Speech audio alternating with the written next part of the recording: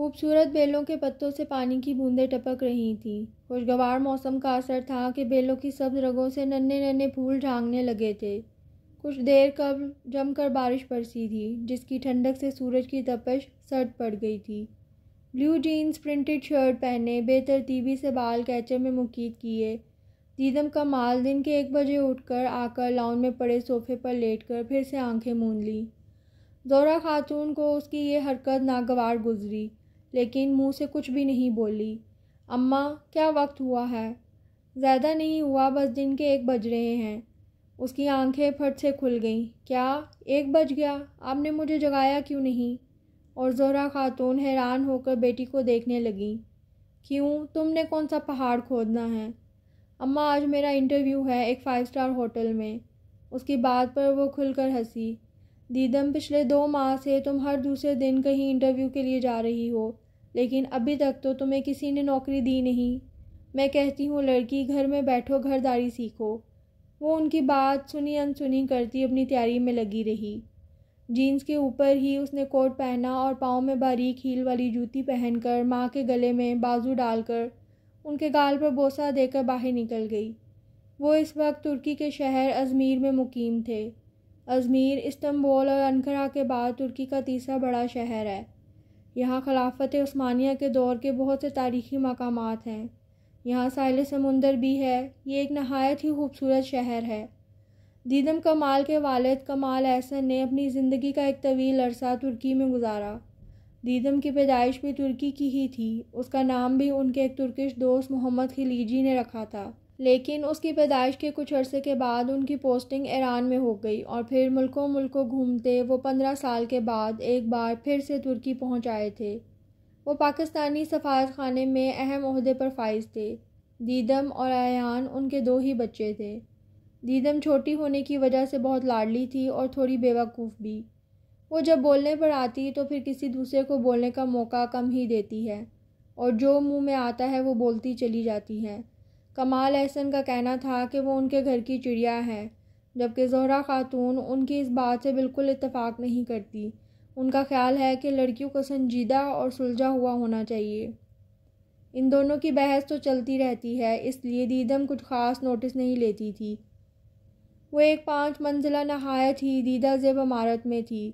یہ یہاں کی بہترین ہوٹلز میں سے ایک تھا۔ یہاں پر اسے اپنی نئی بنی دوست زینب نے جاب کے بارے میں بتایا تھا۔ اس نے ریسیپشن پر جا کر اپنا تعارف کروایا اور بتایا کہ وہ جاب کے لیے آئی ہے۔ اسے ہوٹل کے 4تھے فلور پر جانے کے لیے کہا گیا۔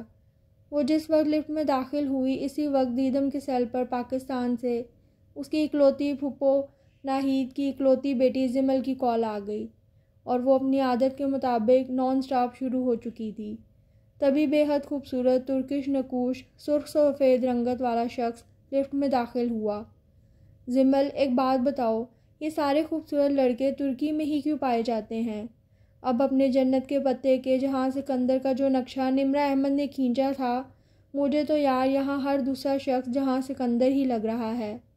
اب دیکھ لو، یہ جو صاحب اس وقت میرے ساتھ لفٹ میں ہیں، کیا بتاؤں یار، کیا خوبصورتی ہے۔ وہ کچھ پل کے لیے خاموش ہو گئی، کیونکہ اس نے اس شخص کے ہونٹوں پر مسکراہٹ آتے دیکھی تھی۔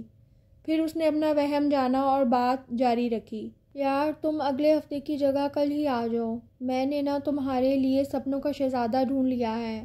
تبھی لفٹ رکی اور وہ اس شخص کے پیچھے لفٹ سے باہر نکل گئی۔ چلتے چلتے وہ شخص رکا۔ اپنے دھیان میں چلتی دیدم اسے ٹکراتے بچی۔ ارے زمل، اس کی بات درمیان میں ہی رہ گئی، جب سامنے والے کو بے حد شائستہ اردو میں کچھ کہتے سنا۔ اس کی تو سیٹی ہی گم ہو گئی۔ اسے کچھ سمجھ نہیں آ رہی تھی کہ وہ کیا کہہ رہا ہے۔ میڈم، صرف ترکش لڑکے نہیں، پاکستانی لڑکے بھی خوبصورت ہوتے ہیں۔ اور آپ یہ جو اپنی دوست کو بتا رہی ہیں نا کہ آپ نے اس کے لیے شہزادہ ڈھونڈ لیا ہے، پہلے اس شہزادے سے بھی پوچھ لیں کہ کہیں وہ شادی شدہ تو نہیں۔ جی، اپنی کہہ کر وہ شخص رکا نہیں، جبکہ فون کی دوسری طرف سب کچھ سنتی زمل پیٹ پکڑ کر ہنس رہی تھی اور صدا کی بلک کر دیدم ہکا بکا کھڑی تھی۔ وہ سامنے بنے کاؤنٹر کی طرف چلی آئی اور لڑکی کو اپنے آنے کی وجہ بتائی۔ اس نے اشارے سے دیدم کو سامنے بنے کمروں میں سے ایک میں جانے کے لیے کہا۔ وہ دستک دے کر جس وقت روم میں داخل ہوئی، سامنے بیٹھے شخص کو دیکھ کر اس کا دل چاہا اپنا سر پیٹ لے۔ وہ وہی لفٹ والا آدمی تھا۔ مقابل کے چہرے پر بھی مسکراہٹ در آئی۔ جی بیٹھیے میڈم۔ وہ خجل سی ہو کر بیٹھ گئی۔ اس کو کچھ یاد نہیں تھا اس نے کیا کہنا ہے۔ جی تو میڈم، ناولز پڑھنے کے علاوہ آپ اور کیا کرتی ہیں؟ اس کی بات پر وہ تپ ہی گئی۔ او ہیلو مسٹر، میں یہاں جاب کے لیے آئی ہوں، رشتے کے لیے نہیں۔ یہ آپ کے سامنے پڑی ہے میری فائل، اس میں میرے سارے کوائف درج ہیں۔ اگر آپ کے معیار پر پورا اترتی ہوں تو دیں نوکری، نہیں تو آپ کی اپنی راہ اور میری اپنی۔ ذوحان سکندر نے ہاتھ میں موجود فائل زور سے سامنے پڑے ٹیبل پر پٹکی۔ میڈم، اٹھائیں یہ فائلز اور نکلیں یہاں سے۔ وہ بھی تو سکندر مصطفیٰ کا اکلوتا پوتا تھا، کروڑوں کی جائیداد کا اکیلا وارث۔ اسے ایسے لہجے سننے کی عادت نہیں تھی۔ اس کے سامنے تو ہر وقت لوگ مؤدب بنے کام کرتے ہیں۔ اس کا بھی میٹر گھوم گیا۔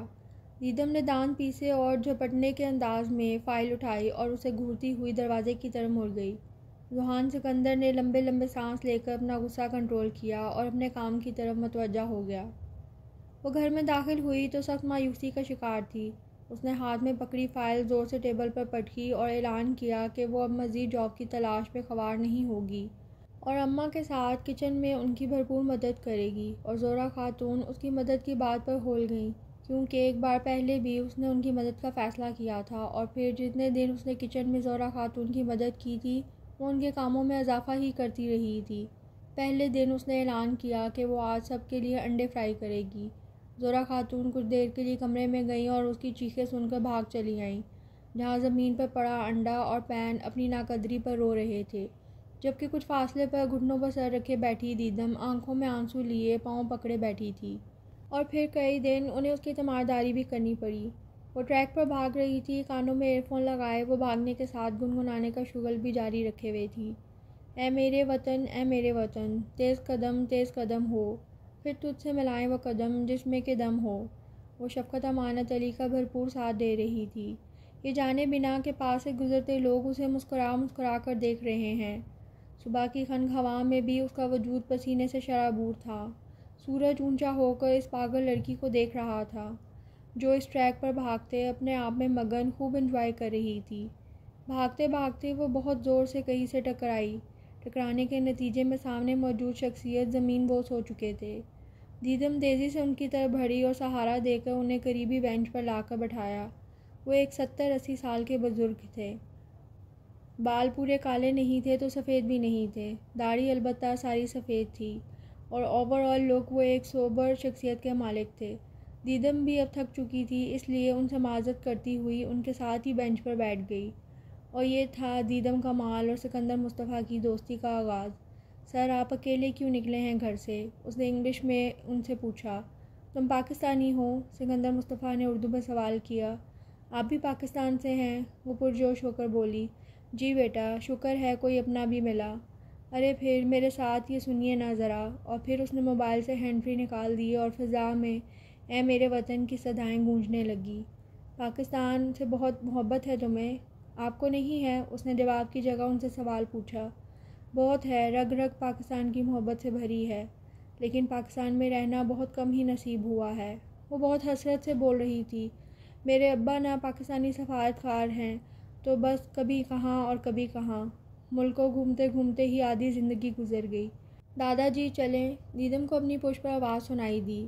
اس نے رخ موڑ کر دیکھا اور غصے کی ایک لہر اس کی رگ میں دوڑ گئی۔ سامنے والے کی نظر جب اس پر پڑی تو اس کی آنکھوں میں ناگواری چھا گئی۔ اوکے بیٹا، ابھی میں چلتا ہوں، کل پھر ملیں گے۔ اور ہاں، اس سے ملو، یہ میرا پوتا ذوحان سکندر۔ دیدم کمال نے ان کا دل رکھنے کے لیے اس کی طرف دیکھا، جس کا چہرہ ایک دم بے تاثر تھا۔ وہ احترام سے ان کا ہاتھ پکڑ کر آگے بڑھ گیا، جبکہ دیدم کمال ایک گہرا سانس بھر کر اپنے گھر کی طرف چل دی۔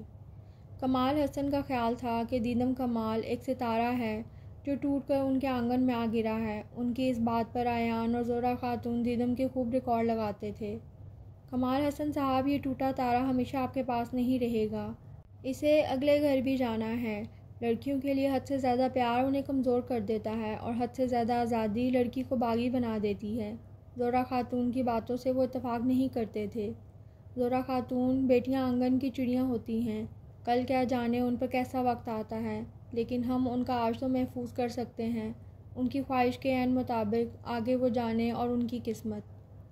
ذوحان سکندر کے بہترین دوست عارف کی آج شادی تھی، اور اس نے بہت اصرار کر کے اسے اور سکندر مصطفیٰ کو بلایا تھا۔ ذوحان سکندر کے والد سکندر مصطفیٰ کی اکلوتی اولاد تھے۔ سکندر مصطفیٰ کئی سال پہلے ترکی آئے اور پھر وہیں کے ہو کے رہ گئے۔ ذوحان کی دادی اور والدہ دونوں ہی ترکش تھے۔ اس کے ماں اور باپ کی ایک ایکسیڈنٹ میں موت واقع ہو گئی تھی جب وہ صرف 5 سال کا تھا۔ اس کا ننیال یہی تھا، لیکن وہ بس اپنے دادا کے قریب تھا۔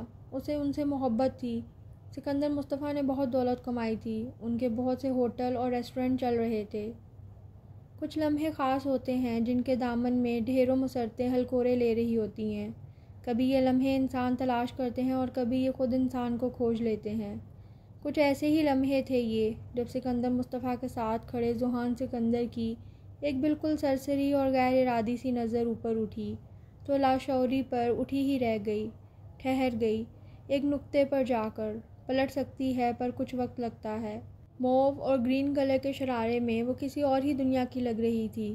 اسے صرف ایک پل لگا تھا اسے پہچاننے میں۔ اس کے کالے بال پشت پر لہرا رہے تھے، لپسٹک سے تراشیدہ ہونٹ اور سوٹ کا ہم رنگ دوپٹہ شانے پر پھیلائے دیدم کمال حسن کمال ہی لگ رہی تھی۔ کمال حسن کے دوست کے بیٹے کی ولیمے کی تقریب تھی اور زہرہ خاتون نے آج اسے خود تیار کیا تھا، ورنہ تو وہ جہاں جاتی سر جھاڑ اور منہ اٹھا کر چلی جاتی۔ انہیں اس کا سر پہ اسکارف لینا بھی کچھ خاص پسند نہیں تھا، جبکہ آج دیدم کمال اپنی ڈریسنگ کو لے کر جھنجھلائی ہوئی تھی۔ اتنا بھاری سوٹ، میری ماں کا بس چلے تو شادی سے پہلے ہی مجھے دلہن بنا دے، آج بس چل ہی گیا۔ کل ہی پاکستان سے لوٹی زمل اس کے انداز پر ہنس کر بولی تھی، قیامت لگ رہی ہو۔ ذوحان سکندر کی اسپاٹ نگاہوں میں نہ جانے کیسا اشتیاق بھرا۔ وہ نہ چاہتے ہوئے بھی لمحوں کے فریب میں الجھا، بے بس ہوا تھا۔ پھر وہ اسے خوشگوار حیرت سے اپنی طرف آتی دکھائی دی اور اس نے دیکھا وہ بہت خوشی سے سکندر مصطفیٰ سے مل رہی تھی۔ وہ ہلکا سا جھک کر ہنستے ہوئے انہیں کچھ بتا رہی تھی اور بے نیاز سا بنے ذوحان سکندر کی آنکھوں میں خوشگواریت تھی۔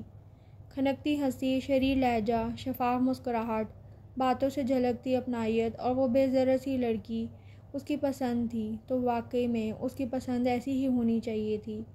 محبت اپنی جگہ، لیکن ذوحان سکندر آج تک کسی کے آگے نہ ہی جھکا تھا اور نہ ہی جھکنا اسے پسند تھا، جبکہ دیدم کمال اپنے نام کی ایک ہی تھی۔ اب اس محبت کا مستقبل کیا ہوگا یہ تو وقت ہی بتائے گا۔ گلابی رنگ کے نفیس سے کڑھائی والے ٹراؤزر شرٹ میں ملبوس، سر پر دوپٹہ لیے، گلابی لپسٹک لگائے وہ کہیں جانے کے لیے تیار کھڑی تھی۔ خیریت، آج کہاں جانے کی تیاری ہے؟ مجھے جاب مل گئی ہے۔ اچھا، زہرہ خاتون نے اچھا کو لمبا کھینچا۔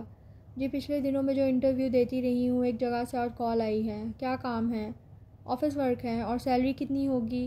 ابھی تو نہیں پتہ، جو بھی ہو میں نے یہ جاب کرنی ہی کرنی ہے۔ اب گھر بیٹھ کر کیا کروں گی؟ زمل کو بھی جاب مل گئی ہے، اس نے ماں کو اطلاع دی۔ اچھا، اس کی جاب کی نیت کیا ہے؟ یہ تو مجھے نہیں پتہ۔ اوکے، مجھے دیر ہو رہی ہے، میں چلتی ہوں، فی امان اللہ۔ دھوپ کی تمازت محسوس کر کے اچانک ذوحان سکندر بیدار ہوا تھا۔ کمرے میں دادا جی کو پردے سائڈ پہ کرتے دیکھ ہسمسا کر رہ گیا۔ اٹھ بھی جاؤ برخودار، 8 بج گئے ہیں۔ ان کی آواز کمرے میں گونجی تو اس نے مندی مندی نگاہوں سے سکندر مصطفیٰ کو دیکھا اور پھر تکیہ منہ پر دھر کر اس کے اوپر اپنا بازو رکھ لیا۔ اف دادا جی، سونے دینا۔ ذوحان، میں نے تمہیں کہا تھا نا میری ایک امپورٹنٹ میٹنگ ہے اور اس میں تم ساتھ چلو گے۔ اچھا، وہ نہ چاہتے ہوئے بھی اٹھ کر بیٹھ گیا۔ وہ فریش ہو کر نیچے آیا تو وہ ناشتے کی ٹیبل پر اس کا انتظار کر رہے تھے۔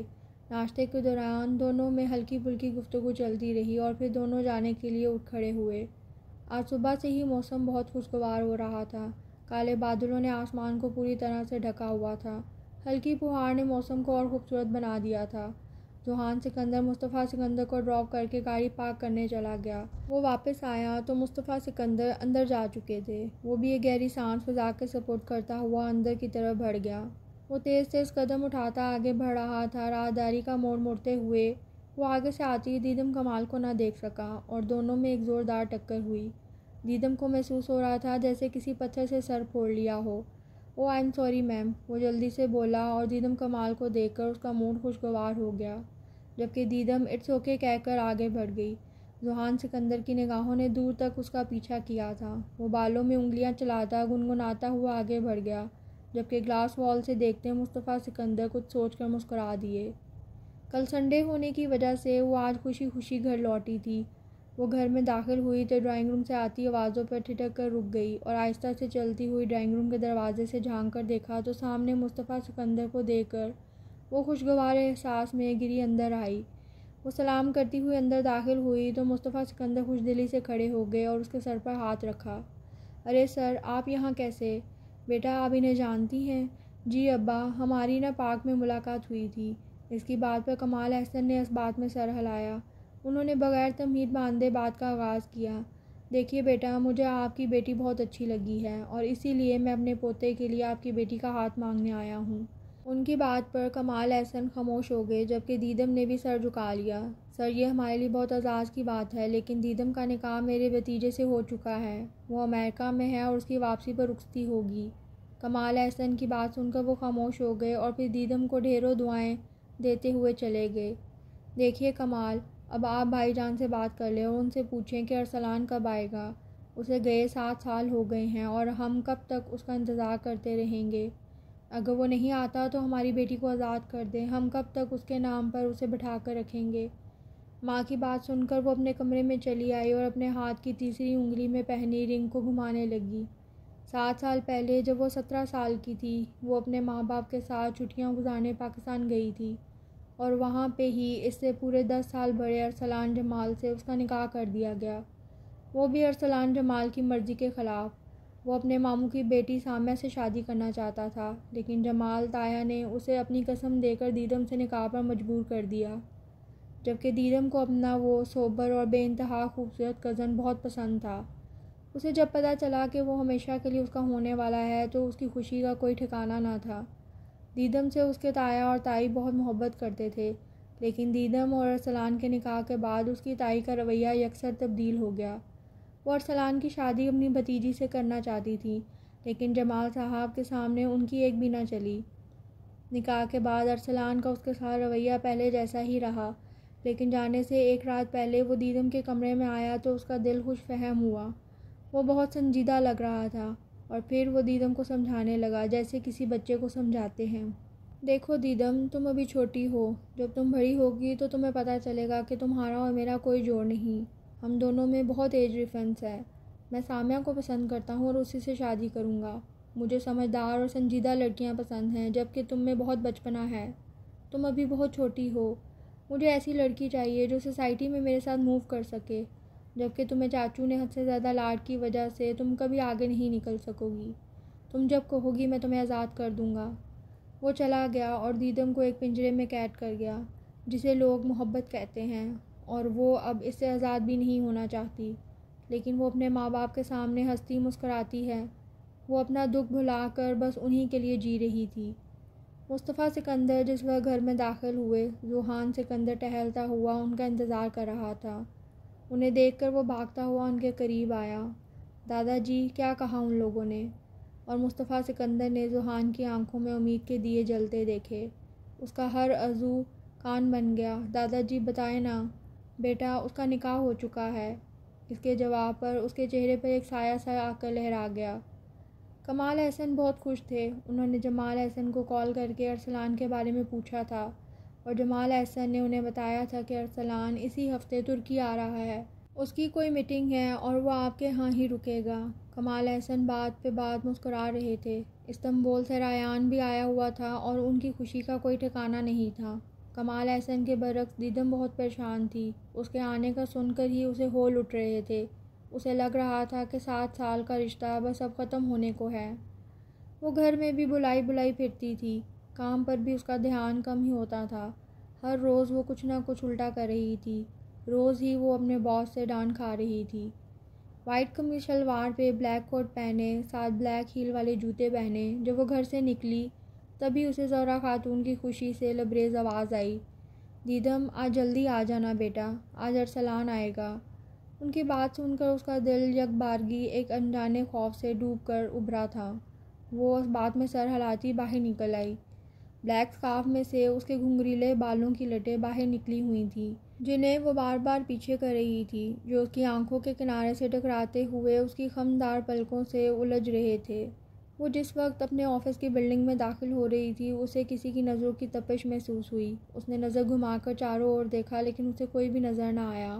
وہ سر جھٹکتی اندر کی طرف بڑھ گئی، جبکہ اس سے کچھ فاصلے پر اپنی گاڑی میں موجود ذوحان سکندر نے اپنا سر اسٹیئرنگ پر ٹکا دیا۔ وہ جانتا تھا وہ اس کی دسترس سے دور ہے، لیکن پھر بھی ایک آخری بار وہ اسے دیکھنے آیا تھا۔ وہ آج اسے کچھ پریشان دکھائی دی۔ اسے پہلی ملاقات والی دیدم اور یہ دیدم بالکل ہی الگ لگی۔ تبھی اس کے سیل پر مصطفیٰ سکندر کا نام جگمگایا۔ جی دادا جی، ذوحان آج صبح صبح کدھر نکل گئے ہو؟ بس آفس کے لیے ہی نکلا ہوں، آج ایک میٹنگ ہے ایک امریکن کمپنی ان کے نمائندے سے۔ اوکے، جلدی گھر آنا، آج تمہارے ماموں کے گھر جانا ہے۔ جی جیسا حکم آپ کا۔ اس نے کال کٹ کر کے موبائل کوٹ کی پاکٹ میں رکھا اور گاڑی سٹارٹ کر کے اس کا رخ اپنے آفس کی طرف موڑ دیا۔ دیدم کا جلدی گھر جانے کا کوئی ارادہ نہیں تھا۔ وہ آفس آورز کے بعد نزدیکی پارک میں چلی آئی اور وہاں کھیلتے بچوں کو دلچسپی سے دیکھنے لگی۔ بچوں کو کھیلتے دیکھ کر اسے بھولی بسری یادیں تازہ ہو گئیں۔ یہ منظر ایسن ولا کا تھا جہاں اس وقت 17 سال دیدم کمال اور ارسلان جمال کے درمیان بیڈمنٹن میچ جاری تھا۔ یہ آخری سیٹ تھا۔ اس سے پہلے کھیلے گئے 4 سیٹس میں سے 2 دیدم اور 2 ارسلان نے ون کیے تھے۔ گھر کے سبھی لوگ موجود تھے، چھوٹے بڑے سارے اس وقت ان دونوں کا میچ دیکھنے کے ساتھ ساتھ چائے سے لطف اندوز ہو رہے تھے۔ بڑوں میں سب کی ہمدردیاں دیدم کمال کے ساتھ تھیں، جبکہ ینگ جنریشن میں سب ارسلان جمال کو سپورٹ کر رہے تھے۔ وہ بیڈمنٹن کا بہت اچھا پلیئر تھا، لیکن اس وقت اس کا مقابلہ دیدم کمال سے تھا، جو کہ تاکاساکی، جاپان کا ایک شہر ہے، سے آئی تھی۔ وہ اپنے اسکول کی بیسٹ بیڈمنٹن پلیئر تھی۔ اس نے ارسلان کو چاروں شانے چت کر دیا تھا اور آخرکار اس نے ہار مان لی۔ دیدم خوشی میں بھاگتی ہوئی آ کر کمال احسن کے گلے لگ گئی۔ ارسلان جمال نے بھی اسے سراہا۔ اس نے سر کو ایک خاص سٹائل میں جھٹکا دے کر اپنے بالوں کو پیشانی سے پیچھے کیا اور کسی اعزاز کی طرح اس کی تعریف وصول کی۔ وہ زہرہ خاتون کے ساتھ جڑ کر بیٹھ گئی اور پھر تبھی ہارن کی آواز کے ساتھ ایک گاڑی اندر داخل ہوئی اور اس میں سے نکلتی شخصیت کو دیکھ کر ارسلان جمال بے حد خوشگوار موڈ کے ساتھ اپنی جگہ پر کھڑا ہو گیا۔ دیدم کی اس کی طرف پشت تھی۔ اس نے خوشی سے ارسلان کو کھڑا ہوتا دیکھ کر رخ موڑ کر دیکھا تو ارسلان کے ماموں مامی اور ان کی اکلوتی بیٹی سامعہ چودھری پر نظر پڑی تو اس کی مسکراہٹ ایک پل میں سمٹی تھی۔ سب خوش دلی سے ان کی طرف بڑھے تھے۔ وہ کمال احسن کی پاکستان آمد کے بارے میں سن کر ان سے ملنے چلے آئے تھے۔ ملنے ملانے کے بعد سب لوگوں نے اپنی اپنی نشستیں سنبھال لیں اور دیدم نے نوٹ کیا کہ سامعہ چودھری ارسلان کے ساتھ رکھی چیئر پہ بیٹھی تھی۔ وہ بار بار اسے مخاطب کر رہی تھی اور وہ سب کی موجودگی میں اس کی طرف دیکھنے سے گریز برت رہا تھا۔ کاسنی کلر کے کپڑوں پہ شانوں پہ ہم رنگ دوپٹہ پھیلائے، ٹخنوں سے اوپر ٹراؤزر چڑھائے، نفاست سے کیے گئے میک اپ میں وہ بہت پیاری لگ رہی تھی۔ دیدم نے اس سے نظر ہٹا کر خود کو دیکھا۔ بلیو جینز، وائٹ شرٹ زیب تن کیے، دوپٹے سے بے نیاز، گھنگریلے بال شانوں پر بکھرے ہوئے تھے، پاؤں میں وائٹ کلر کے جاگرز پہنے۔ اسے اپنا آپ اس کے مقابلے میں بہت ہی عجیب سا محسوس ہوا۔ تبھی وہ اس سے مخاطب ہوئی، کیسی ہو تم؟ جی ٹھیک ہوں، آپ کیسی ہیں؟ اللہ کا شکر ہے۔ کیا کر رہی ہو تم؟ میں FSC کر رہی ہوں، آپ کیا کرتی ہیں؟ میری ہاؤس جاب چل رہی ہے۔ اوہ اچھا، تو آپ ڈاکٹر ہیں؟ جی۔ وہ مسکرائی تو دیدم کو لگا جیسے اس کی آنکھیں بھی مسکرا رہی ہیں۔ اس نے اس کی خوبصورتی سے نظریں چرائی اور پھر اس نے دیکھا وہ اور ارسلان شعر و شاعری کی باتیں کرنے لگے۔ دونوں کے پاس ہی بہت معلومات تھیں۔ جس طرح سے وہ دونوں بحث کر رہے تھے، دیدم ان دونوں سے ہی حد درجہ متاثر تھی۔ پھر چھوٹی چھوٹی باتیں کرتے اسے پتہ ہی نہیں چلا کہ کب اسے ارسلان جمال سے محبت ہو گئی۔ جس دن جمال احسن نے کمال احسن سے اس کا ہاتھ مانگا تھا، وہ تو ہواؤں میں اڑنے لگی تھی، لیکن یہ سب بس کچھ پل کے لیے ہی تھا۔ رات گئے، اس نے بہت برا خواب دیکھا۔ ڈر سے اس کی آنکھ کھلی، اس نے وقت دیکھا تو 2 بج رہے تھے۔ اسے شدید پیاس محسوس ہوئی۔ وہ پانی پینے کے ارادے سے باہر نکلی تو ارسلان جمال کے کمرے سے آتی آوازوں پر اس کے قدم سست پڑ گئے۔ بابا، آپ میرے ساتھ ایسا نہیں کر سکتے۔ میں سامعہ سے محبت کرتا ہوں اور آپ نے میرے لیے ایک اممیچور لڑکی پسند کی ہے۔ اسے پہننے، اوڑھنے، اٹھنے بیٹھنے کسی چیز کی تمیز نہیں ہے۔ میرے لیے وہ ایک چھوٹی بچی ہے۔ ارسلان جمال، اگر اس گھر میں رہنا ہے تو کل تمہارا اور دیدم کمال کا نکاح ہے۔ ابھی تو صرف رشتہ طے کیا گیا تھا، لیکن اس کی باتیں سن کر انہوں نے اسی وقت ان کے نکاح کا فیصلہ کیا۔ کل شام کو تمہارا دیدم سے نکاح ہے۔ اگر تم نہ آئے تو میرا مرا ہوا منہ دیکھو گے، یہ بات یاد رکھنا۔ دیدم کو یاد ہی نہیں رہا کہ وہ کیوں آئی تھی۔ وہ سست قدموں سے کمرے میں داخل ہوئی اور بیڈ پر گر گئی۔ اس کی آنکھوں سے نیند اڑ گئی۔ صبح سویرے ہی اس کی آنکھ کھلی۔ وہ نیچے آئی تو وہ ناشتہ کر رہا تھا۔ اسے دیکھ کر اس نے ناشتے سے ہاتھ کھینچ لیا اور موبائل کان سے لگائے بیرونی دروازے کی طرف مڑ گیا۔ دیدم کی آنکھوں میں آنسو چمکنے لگے۔ اس نے فیصلہ کیا کہ وہ یہ نکاح نہیں کرے گی اور ابھی جا کر ماں باپ کو انکار کر دے گی۔ وہ اس ارادے سے ماں اور باپ کے کمرے میں آئی، لیکن آگے باپ کی حالت دیکھ کر بھول گئی کہ وہ یہاں کیوں آئی تھی۔ وہ اپنا سینہ مسل رہے تھے اور پھر اس کے دیکھتے ہی دیکھتے وہ بیڈ پر گر گئے۔ انہیں گرتے دیکھ کر وہ ہوش کی دنیا میں لوٹی اور چیخ چیخ کر ماں اور باقی سب کو بلانے لگی۔ اس کی چیخوں کی آوازیں سن کر سب سے پہلے ارسلان اور ریان ہی کمرے میں داخل ہوئے۔ ارسلان نے اسے کمال احسن سے دور کیا اور انہیں اٹھا کر گاڑی کی طرف بھاگا۔ انہیں مائنر سا ہارٹ اٹیک آیا تھا اور بروقت ہاسپٹل پہنچانے سے ان کی جان بچ گئی تھی، اور پھر اگلے دن شام کو سادگی سے ان دونوں کا نکاح رکھا گیا۔ سرخ رنگ کے کپڑوں پر سر پر سرخ دوپٹہ رکھا تھا، جبکہ ارسلان جمال 3 پیس سوٹ میں ملبوس تھا۔ ان دونوں کو ساتھ لا کر بٹھایا گیا اور نکاح نامے پر دستخط کرنے سے پہلے اس نے اپنے باپ کے زرد چہرے پہ ایک نظر ڈالی اور آنکھیں بند کر کے دستخط کر دیے۔ نکاح کے بعد ارسلان جمال سب سے مل کر اس پر ایک نگاہ غلط ڈالے بغیر وہاں سے چلا گیا، جبکہ وہ درد زدہ نظروں سے اس کی پشت کو دیکھنے لگی۔ ایک فٹ بال آ کر دیدم کی گود میں لگا تو وہ واپس ہوش میں آئی۔ سامنے ہی ایک لڑکا ہاتھ بڑھائے اسے فٹ بال مانگ رہا تھا۔ اس نے فٹ بال دور اچھالا اور ایک لمبی سانس بھر کر گھر کی طرف چل دی۔ رات کی سیاہی ہر طرف پھیل چکی تھی۔ اس نے اپنے بیگ میں سے موبائل نکالا تو کمال احسن اور ریان کی کئی مس کالز آئی ہوئی تھیں۔ کچھ سوچتے ہوئے اس نے کمال صاحب کا نمبر ڈائل کیا اور پہلی ہی بیل پر اس کی کال ریسیو کر لی گئی۔ دوسری طرف سے ان کی پرجوش سی آواز سنائی دی، دیدم کہاں ہو تم بیٹا؟ ارسلان کب کا آیا ہوا ہے؟ ابا بس میں آ رہی ہوں۔ اوکے بیٹا جلدی پہنچو۔ اس نے صرف جی کہنے پہ اکتفا کیا اور ایک لمبی سانس فضا کا سپرد کرتی ہوئی پیدل ہی گھر کی طرف چل پڑی۔ گھر کے قریب پہنچ کر اس کے قدم سست پڑ گئے۔ بیل کی طرف ہاتھ بڑھانے سے پہلے اس نے اپنے کپڑوں کی نادیدہ شکنیں درست کیں اور منہ پر ہاتھ پھیرتے ہوئے بیل پر ہاتھ رکھ دیا۔ چند ہی پل گزرے ہوں گے جب اسے گیٹ کے پاس سے زہرا خاتون کی ہنسی گونجی، اور پھر دیدم کے سامنے ان کا ہنستا مسکراتا مطمئن سا چہرہ سامنے آیا۔ وہ بہت خوشی سے دیدم کو بازو سے پکڑ کر اندر لے کر گئیں۔ وہ مین ڈور سے اندر داخل ہوئیں تو سامنے ہی وہ اپنی ازلی لاپرواہ انداز میں بیٹھا کمال احسن سے باتوں میں مشغول تھا۔ بلیک 3 پیس سوٹ میں وہ پہلے سے بھی زیادہ ڈیشنگ اور خوبصورت ہو گیا تھا۔ دیدم کی نظر کچھ پل کے لیے اس پر ٹھہر گئی۔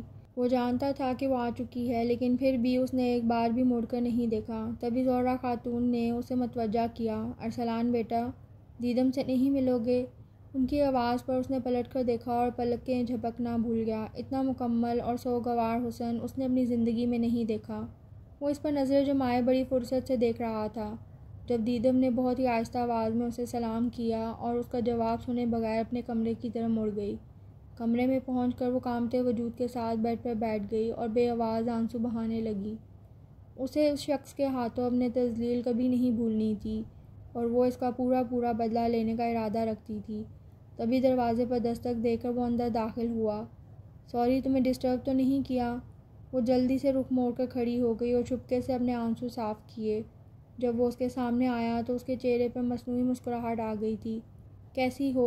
میں بالکل ٹھیک ہوں، آپ سنائیں کیسے ہیں؟ اللہ کا شکر ہے۔ تھوڑی دیر دونوں کے درمیان خاموشی چھائی رہی۔ ارسلان کی آواز نے ہی اس خاموشی کو توڑا۔ کہاں جاب کر رہی ہو؟ ایک ایڈورٹائزنگ ایجنسی میں۔ کیا نام ہے ایجنسی کا؟ SMZ۔ کیا تم اس ایجنسی کے ساتھ کام کرتی ہو؟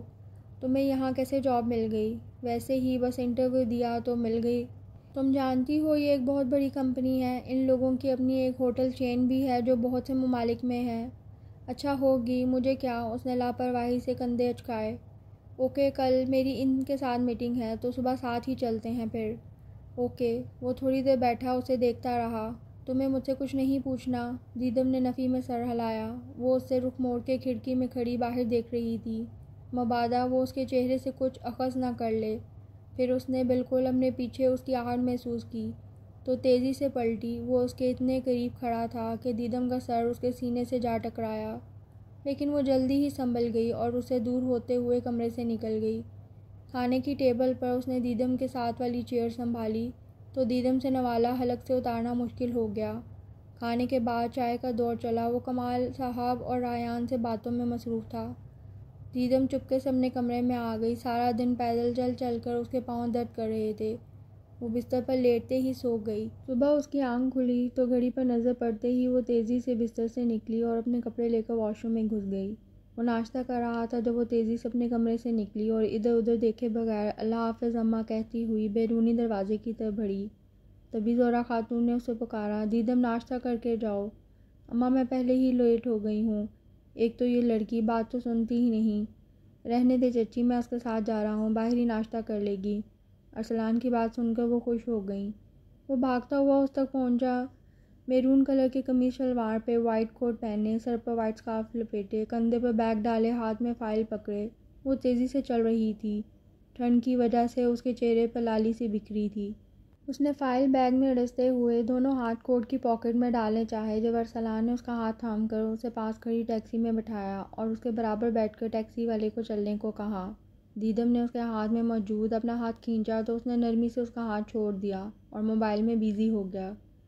جو ہی گاڑی اس کی ایجنسی کی بلند و بالا عمارت کے سامنے رکی، وہ جلدی سے اتری اور اندر بھر گئی۔ ٹیکسی والے کو پیسے دے رہے ارسلان کو اس قدر اگنور کرنا بہت برا لگا۔ اس نے ہارن بھینچ لیا اور آگے بڑھ کر اپنا تعارف کرواتا ہوا لفٹ کی طرف مڑ گیا۔ وہ اپنے کام میں پوری طرح سے مصروف تھی جب اس نے اپنے آس پاس ہلچل محسوس کی۔ اس نے نظریں اٹھائیں تو سامنے سے ارسلان جمال اور ذوحان سکندر گزر رہے تھے۔ اس نے اپنا سر اور جھکا لیا تاکہ دونوں میں سے کوئی بھی اسے نہ دیکھ سکے۔ آفس آورز ختم ہونے کے بعد وہ سست قدموں سے چلتی ہوئی باہر آئی تو اس کا آج بھی جلدی گھر جانے کا کوئی ارادہ نہیں تھا۔ اس نے کل کی طرح اسی پارک کی طرف قدم بڑھائے، لیکن پہلے ہی قدم پر ٹٹک کر رک گئی کیونکہ سامنے ہی ارسلان جمال کچھ لوگوں کے ساتھ کھڑا تھا۔ دیدم کو دیکھ کر اس نے اپنی ہاتھ میں موجود فائلز ایک شخص کی طرف بڑھائیں اور انہیں اللہ حافظ کہتا ہوا اس کی طرف بڑھایا۔ لنچ کیا ہے تم نے؟ دیدم نے اس بات میں سر ہلایا۔ اوکے پھر آؤ شاپنگ کرتے ہیں، اور پھر رات کو میرا ایک بزنس ڈنر ہے، وہاں چلیں گے۔ نہیں مجھے گھر جانا ہے۔ Are you sure? Yes. Okay پھر چلو چلتے ہیں گھر ہی۔ لیکن آپ تو شاپنگ کے لیے جا رہے تھے۔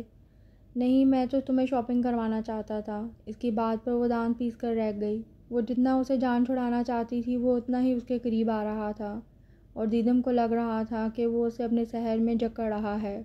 وہ اس وقت بلیک 3 پیس سوٹ میں ملبوس تھا جبکہ دیدم نے بلیو میکسی زیب تن کی ہوئی تھی۔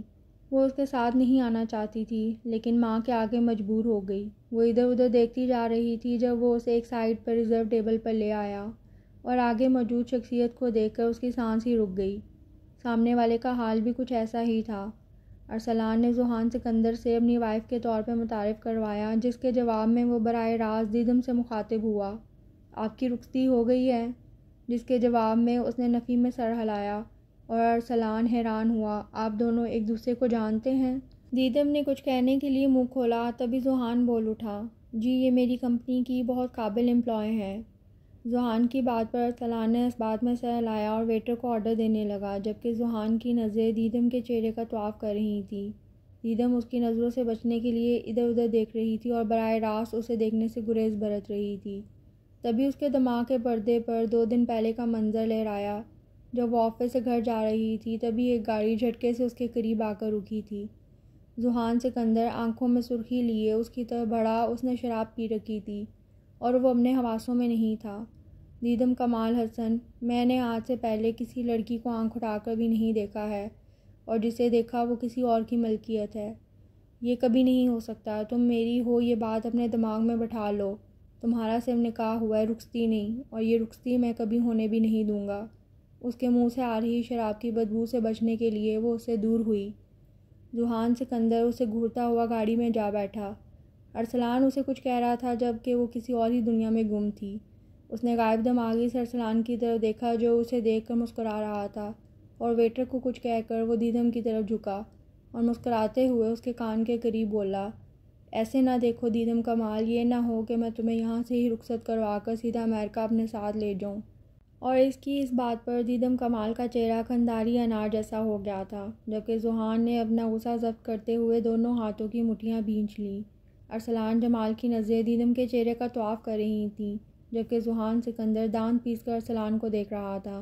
اس کے بس میں نہیں تھا کہ وہ دیدم کو اس کے سامنے سے کہیں غائب کر دے۔ اس نے غصے میں ایک جھٹکے سے اپنی جگہ چھوڑی تو ارسلان جمال نے رخ موڑ کر اسے سوالیہ نظروں سے دیکھا۔ میں چلتا ہوں، گھر میں دادا جی انتظار کر رہے ہوں گے، آپ لوگ انجوائے کرو۔ اس کی بات پر ارسلان جمال سر ہلاتا ہوا کھڑا ہوا اور اسے الوداعی مصافحہ کرنے کے لیے ہاتھ بڑھایا، جسے ذوحان سکندر نے ناچار تھاما اور سلگتے دماغ کے ساتھ بیرونی دروازے کی طرف مڑ گیا۔ گاڑی میں بیٹھ کر اس نے اپنا سارا غصہ گاڑی پر نکالا اور سگریٹ سلگا کر گلاس وال سے نظر آ رہی دیدم پر نظر جما دی۔ اس نے اپنی گاڑی ریورس کی اور قدرے نیم اندھیرے گوشے میں پارک کر کے ان دونوں کے نکلنے کا انتظار کرنے لگا۔ اسے زیادہ دیر انتظار نہیں کرنا پڑا۔ 15-20 منٹ کے بعد اسے وہ دونوں باہر نکلتے نظر آئے۔ دیدم باہر نکلی تو ٹھنڈی ہوا کے جھونکے نے اس کا استقبال کیا۔ اس نے ایک جھرجھری لی اور اپنے بازو سینے پر باندھ لیے۔ دور سے دیکھتے ذوحان سکندر نے اسے کپکپاتے دیکھ لیا تھا۔ اس نے اپنی جیکٹ اتاری اور سامنے سے گزرتے سیکیورٹی گارڈ کو وہ جیکٹ اشارے سے دیدم کو دینے کو کہا اور ساتھ میں اسے کچھ کہہ کر 200 لیرہ اس کی پاکٹ میں ڈالے۔ وہ لڑکا سر اس بات میں ہلاتا ہوا آگے بڑھ گیا۔ دیدم نے ایک لڑکے کو تیزی سے اپنی طرف بڑھتے دیکھا تو ٹھہر کر اسے دیکھنے لگی۔ قریب پہنچ کر اس نے ایک جیکٹ اس کی طرف بڑھائی۔ میڈم، یہ جیکٹ جو آپ کے ساتھ صاحب تھے ان کی رہ گئی ہے۔ اس لڑکی کی بات سن کر اس نے وہ جیکٹ تھام لی اور ارسلان کی طرف بڑھائی تو اس نے دیدم کو وہ پہننے کے لیے بولا۔ دیدم کچھ ہچکچاہٹ کا شکار تھی لیکن ارسلان کے اصرار پر اس نے جیکٹ پہن لی۔ فلورس کی تیز خوشبو اس کے نتھوں سے ٹکرائی۔ ایک خوشگوار احساس نے اسے اپنے اثار میں لے لیا۔ اس نے آنکھیں بند کر کے خوشبو اپنے اندر اتاری۔ ذوحان نے مسکراتے ہوئے گاڑی سٹارٹ کی اور ایک خوشکن احساس سے گاڑی گھر کے راستے پر ڈال دی۔ وہ دونوں اس وقت پیڈسٹرین اسٹریٹ میں روڈ کے عین درمیان میں چل رہے تھے۔ روڈ کے اطراف میں خوبصورت ہوٹلز، مالز اور انواع اقسام کے پھول موجود تھے۔ دیدم اپنے اور ارسلان جمال کے درمیان فاصلہ قائم کرتے ہوئے چل رہی تھی، جسے ارسلان نے بخوبی نوٹ کیا تھا۔ اتنی ٹھنڈ میں ارسلان جمال کوٹ کندھے پر ڈالے چل رہا تھا۔ گاہے بگاہے ایک آدھ نظر دیدم پر بھی ڈال رہا تھا، جو اپنے خیالوں میں کھوئی چل رہی تھی۔ کبھی اس نے بھی چاہا تھا کہ وہ اس شخص کے ہم قدم ایک لمبے سفر پر چلے، لیکن اب جب اس کی یہ خواہش پوری ہو رہی تھی تو وہ دل سے خوش نہیں ہو پا رہی تھی۔ دل میں ایک چبھن تھی، کھو دینے کا ڈر تھا، جسے وہ سمجھ نہیں پا رہی تھی۔ سامیہ کیسی ہیں؟ دیدم نے اس کے چہرے پر نظر جمائے سوال کیا۔ اس کی بات پر ارسلان جمال نے رک کر اس کے چہرے پر کچھ تلاش کرنا چاہا، لیکن ناکام رہا۔ ٹھیک ہے، آپ کا کانٹیکٹ ہے ان سے؟ اس نے اس بات میں سر ہلایا۔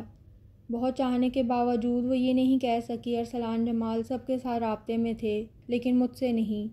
کیوں؟ وہ خود ہی کال کر لیتی تھی تو بات ہو جاتی تھی۔ وہ پچھلے 3 سال سے امریکہ میں ہی ہے نا، تو ملنا ملانا بھی رہتا ہے۔ وہ جیسے اس کا چہرہ پڑ رہا تھا۔ تم نے مجھ سے کوئی رابطہ نہیں کیا، کیوں؟ آپ نے بھی تو رابطہ نہیں کیا۔ اس کی بات پر اس نے اس بات میں سر ہلایا۔ میری چاچو، چاچی اور ایان سے بات ہوتی رہتی تھی، لیکن میں جب بھی کال کرتا تھا تم کبھی سوئی ہوتی تھی، کبھی نماز پڑھ رہی اور کبھی گھر میں ہی نہیں ہوتی تھی۔ پھر میں نے سوچا شاید تم مجھ سے بات ہی نہیں کرنا چاہتی۔ اس کی اتنی لمبی تمہید پر دیدم نے کن اکھیوں سے اسے دیکھا۔ وہ سوالیہ نظروں سے اسے ہی دیکھ رہا تھا۔ وہ ایسے دیکھنے پر گڑبڑ آ گئی۔ نہیں، ایسی تو کوئی بات نہیں تھی۔ اس کا لہجہ اس کا ساتھ نہیں دے رہا تھا، لیکن ارسلان جمال نے اسے پھر سے وہ سوال نہیں کیا۔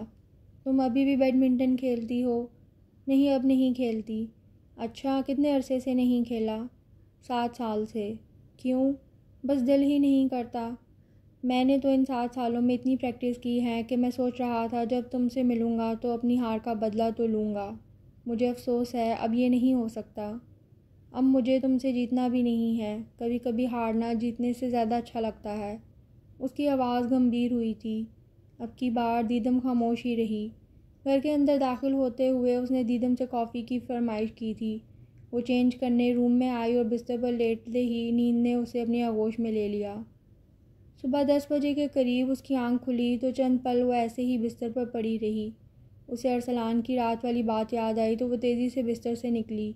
وہ باہر آئی تو وہ سامنے بنے امریکن سٹائل کچن میں کھڑا کافی بنا رہا تھا۔ دیدم شرمندہ سی ہو گئی۔ اس نے ٹراؤزر پر ڈھیلی ڈھالی شرٹ پہنی ہوئی تھی۔ گیلے بال پیشانی پر بکھرے ہوئے تھے۔ اسے دیکھ کر وہ مسکرایا۔ کافی پیو گی؟ آپ ہٹے، میں بنا دیتی ہوں۔ جی نہیں، میں اب بنا چکا ہوں، اور ویسے بھی مجھے پتہ چل چکا ہے کہ تم کوکنگ میں بالکل بھی اناڑی ہو۔ اچھا، یہ آپ کو کس نے بتایا ہے؟ چاچی نے۔ اماں اور ابا کدھر ہیں؟ تمہیں نہیں پتہ؟ کیا؟ یہی کہ وہ لوگ آصفہ پھپھو کے گھر گئے ہیں۔ اچھا، اور ایان بھیا؟ ظاہر ہے وہ بھی ساتھ گیا ہے، اس کا ساتھ جانا تو ضروری تھا۔ ضروری تھا؟ ان کا جانا کب سے ضروری ہو گیا؟ جب سے اس نے چاچو اور چاچی کو بتایا ہے کہ وہ جمل کو پسند کرتا ہے، تب سے۔ کیا؟ سچ میں؟ وہ خوشی سے چلائی تھی۔ بالکل سچ۔ وہ اس کے چہرے پر پھیلی خوشی کو دلچسپی سے دیکھ رہا تھا۔ وہ جلدی سے ریان کا نمبر ڈائل کرنے لگی۔ اس کے چہرے پر پھیلی الوہی چمک کو دیکھ کر ارسلان نے اپنے اور اس کے درمیان موجود فاصلے کو مٹایا اور اس کے مقابل آ کر کھڑا ہو گیا، اور نہ جانے کس احساس کے تحت اس نے اپنے لب اس کی پیشانی پر رکھ دیے۔ اس کی اس حرکت سے دیدم اپنی جگہ پر پتھر کی بن گئی، جبکہ وہ کافی کو مگ ہاتھ میں لیے بیرونی دروازے کی طرف مڑ گیا تھا۔ دیدم نے بے یقینی سے اپنی پیشانی کو چھوا، جہاں ابھی بھی اس کے جلتے لبوں کی تپش وہ محسوس کر رہی تھی۔ وہ اپنے کمرے میں آئی اور چینج کر کے ذوحان سکندر کا کوٹ سینے سے لگائے آفس جانے کے لیے باہر نکلی تو سامنے ہی وہ باؤنڈری وال کے ساتھ کافی کے مگ پر نظریں جمائے کھڑا تھا۔ دیدم کے باہر نکلنے پر اس نے اس کی طرف دیکھا، دونوں کی نظریں ٹکرائی اور پھر دونوں نے ہی نظریں چرا لی۔ وہ بھی ادھر ادھر دیکھے بغیر گیٹ عبور کر گئی۔ ارسلان جمال کے دماغ میں کافی دیر تک اس کی ہیل کی ٹھک ٹھک سنائی دیتی رہی۔ وہ آفس پہنچی تو خلاف معمول آج آفس میں بہت چہل پہل تھی۔ آفس کو سجایا جا رہا تھا۔ اسے اس سب سے کوئی سروکار نہیں تھا۔ وہ جیکٹ لیے دستک دے کر ذوحان کے روم میں داخل ہوئی تو کی بورڈ پر تیزی سے چلتی ذوحان کی انگلیاں ایک پل کے لیے رکی تھیں، لیکن اگلے ہی لمحے وہ پھر سے اپنے کام میں مصروف ہو چکا تھا۔ سر کی آواز پر اس نے رخ موڑے صرف ہوں کہنے پر اکتفا کیا۔ سر کل آپ اپنی یہ جیکٹ ہوٹل میں ہی بھول آئے تھے، میں یہ آپ کو لوٹانے آئی ہوں۔ اس کی ضرورت تو نہیں تھی مسز دیدم جمال، بٹ چلیں آپ لے آئی ہیں تو یہاں رکھ دیں۔ دیدم نے آگے بڑھ کر اس کے قریب موجود چیئر پر جیکٹ رکھی اور بیرونی دروازے کی طرف مڑ گئی۔ اس کے نکلتے ہی ذوحان سکندر نے سیٹ کی پشت کے ساتھ ٹیک لگا کر آنکھیں موند لیں۔ چند پل کے بعد اس نے وہ جیکٹ اٹھائی اور اسے کچھ دیر دیکھتے رہنے کے بعد اس پر اپنے لب رکھ دیے۔ قدرت نے انسان کی تخلیق میں جذبات کا عنصر بھی شامل کیا ہے۔ کوئی بھی انسان اسے خالی نہیں ہوتا، بس کچھ لوگ ان پر قابو نہیں رکھ سکتے اور کچھ لوگ ان پر کفر ڈال کر خود ہی ٹوٹنے لگتے ہیں۔ ذوحان سکندر کے اندر بھی ایک جنگ شروع ہو چکی تھی۔ وہ اپنا آپ اس پر عیاں کرنا چاہتا تھا، لیکن وہ جانتا تھا یہ سب غلط ہے۔ وہ کسی کی منقوہ ہے اور ذوحان سکندر کی دسترس سے بہت دور، کیونکہ وہ اتنا تو سمجھ چکا تھا کہ وہ اس رشتے میں بہت خوش ہے۔ وہ پہلی لڑکی نہیں تھی جس کے ساتھ وہ کام کر رہا تھا۔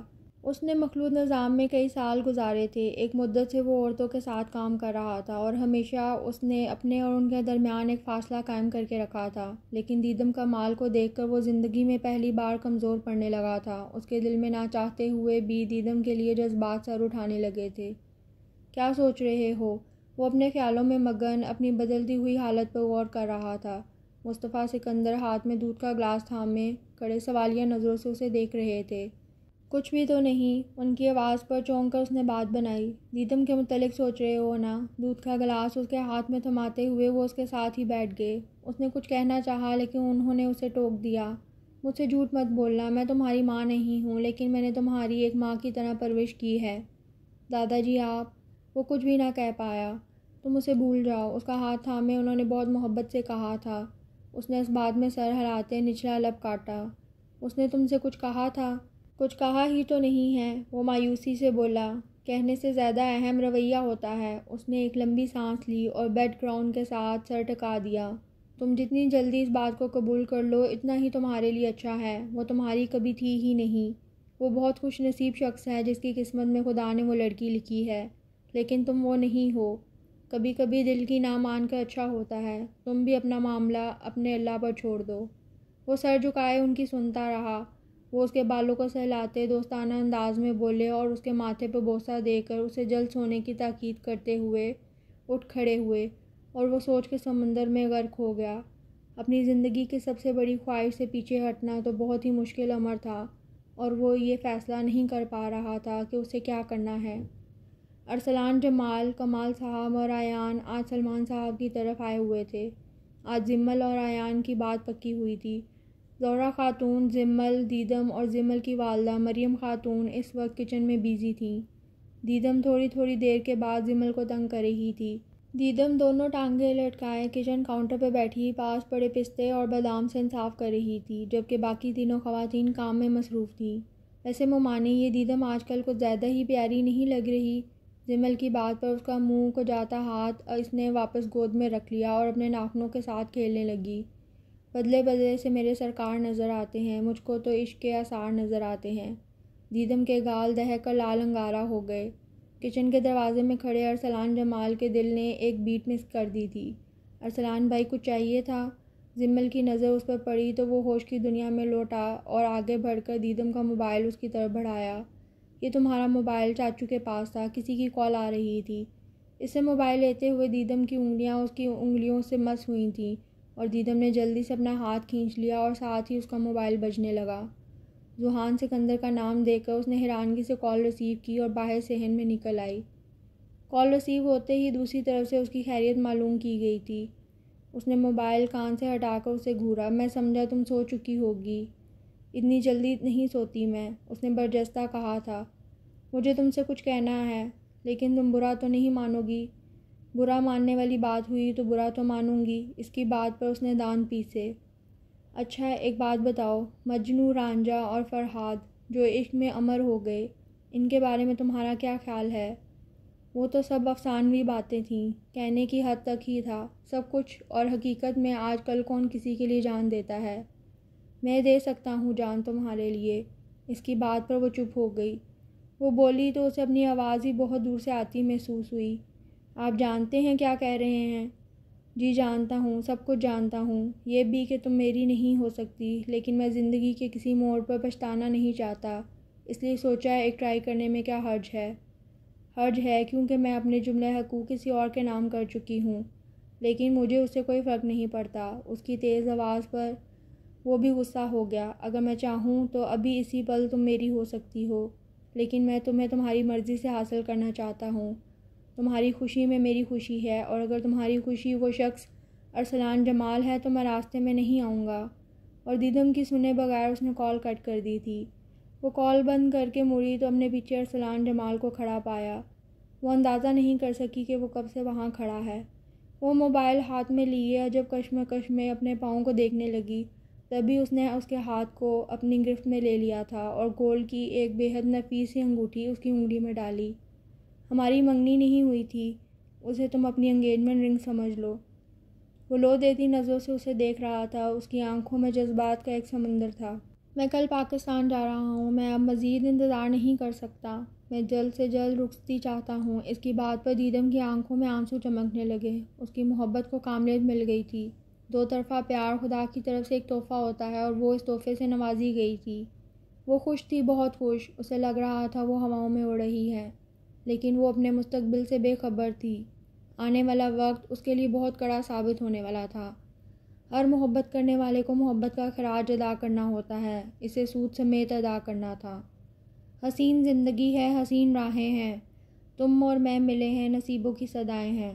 وہ اپنے بائیں ہاتھ کی تیسری انگلی میں موجود انگوٹھی پر نظریں ٹکائے مسکرائی جا رہی تھی۔